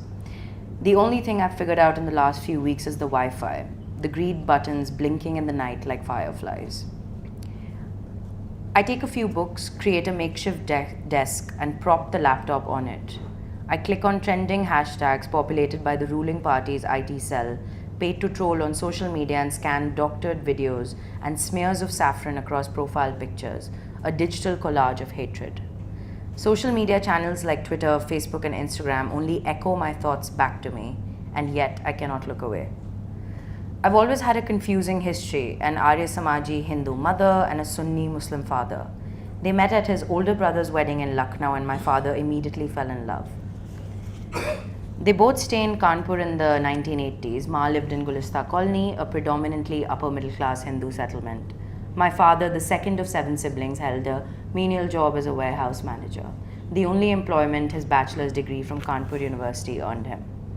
They both defied several societal norms to move to Delhi, where they got a home together in South Extension, an upcoming part of the city not yet hemmed in by jewelry stores and fancy clothing showrooms. A Muslim man and a Hindu woman living together before they got married. It was practically unheard of, but their reality nonetheless. Rooting through my boxes, I find a wooden photo frame with my parents' photo encased in it, and the words, "Love Jihad," echo in my brain. Today, it might be impossible, even illegal, what was once just difficult. Nanaji was a judge with the Lucknow High Court, and Dadajan worked in the railways. Ma and her younger sister, true to their Banya roots, studied at AMU and IIMs and were expected to hold down corporate jobs that would ensure a comfortable life. Nani was a Sanskrit PhD scholar, whereas Dadi was married at the age of 14. After her death, they found 70,000 rupees hidden neatly in the folds of her crisp cotton saris, the only material remnants of her legacy. Ma's English was slick. They had a television at home. She was taught how to play basketball, even if she wasn't allowed to wear jeans outside her home. My father started working at 18 and did considerably well for himself, a mix of charm and street hustle that helped him rise through the ranks. At my parents' wedding reception, nobody from my father's side showed up except his parents, while my mother's father offered him money to not marry her. The grandmothers were perhaps the first to establish any real bond, extending what they knew best, empathy, perhaps because they'd had to exercise so much of it over the years. On Twitter, amateur videos of manic mobs marching down barely lit back alleys surface, the chants of Desh ke gaddaro ko goli maro salo ko, reverberating off bolted windows and padlocked doors. This country hates me. I see tweets about a spontaneous protest at Marine Drive in response to what's happening in Delhi. It's almost midnight, but I decide to take a taxi there. Part of me is relieved that I'm in Bombay, and another part feels like I've betrayed the place where I should be, where the violence is happening. Ever since the protests against the bills began, I've turned up at the Gateway of India and joined people in the chorus of Bella Ciao and Hum Dekhenge, uncertain but spurred by the electricity of the moment. I've watched women in hijabs take the mic and policemen attempt to dismantle protest sites. I've craned my neck to catch a glimpse of student leaders and been taken with their poise and courage in the face of humiliation and distress. Students, activists, leaders from local Muslim parties and other community members pass biscuits and juice around. Some stand with a look of confusion, of disbelief that things have finally come to this. while others show the way, sing protest anthems, and put their truths across with conviction and a lack of fear. But it disturbs me, this complete lack of fear, knowing that nobody sleeps in tents and braves police lathis and Sanghi venom unless they're determined and here to stay. And I know it disturbs them too. The matter of us versus them is a convenient matter, a political tool strategically employed and intensified by the powers that be until it seeps into the subconscious of the country. That's one argument. Another is that bigotry always existed and lurked in nooks and corners, but is now emboldened and being worn as a badge of honor. There are clear camps and we must pick a side. I'm not a practicing Muslim. I can't be immediately identified as one on the street. I don't wear the hijab and have an ambiguous first name, but I'm immediately consigned to a community, handed the generational trauma I may have had some luck escaping. Thank you so much. Thank you so much for the beautiful reading. Very evocative and visceral. And once again, please grab the book at the store if you haven't already. And now we'll open up for any questions that the audience may have.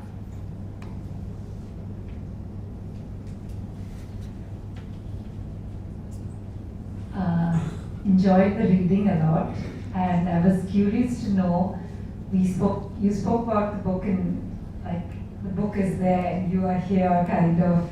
I kind of felt a certain distance between you and the book, and I was curious to know how much of your personal lived experience in any way has influenced the book. Yeah, I suppose, thank you for that question. I suppose in some ways the distance has become necessary because when you're kind of expounding aspects of who you are, when you're constantly searching for that, there is absolutely no definition to who I might be at the moment. And when you kind of put it out into the world and there's, you know, enough people reading it, that I suppose that distance becomes necessary, A, to preserve my own kind of sense of self, and to B, perhaps have an objective understanding of the work itself. But to answer your question, yes, there are certain aspects of my lived experience that have informed certain circumstances in the book, but, you know, people or events or the actual things that happen are absolutely dramatized because that's just more fun when you're writing fiction, yeah.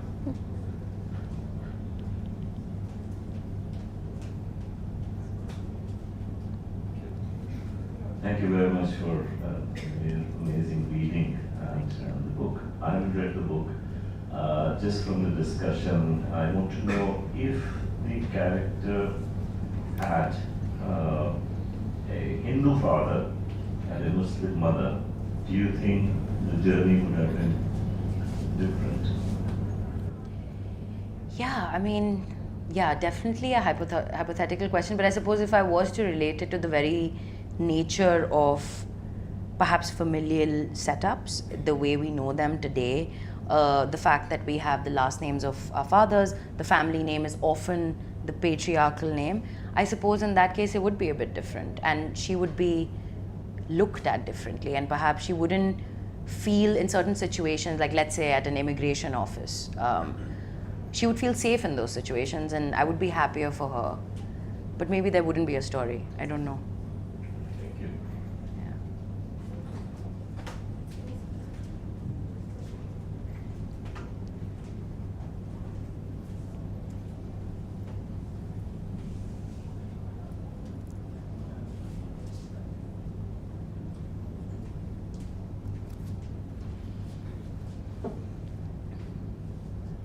This discussion is one of the reasons why I enjoy GALF.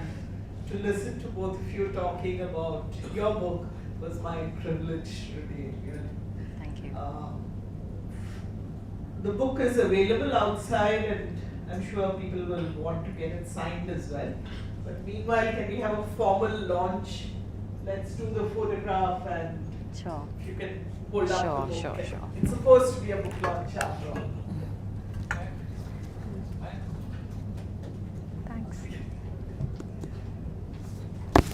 Would you like us to stand up or sitting okay? How do you want to do it? It's your book. I will leave you to it, actually. No, just stand with me. Sure. Yeah.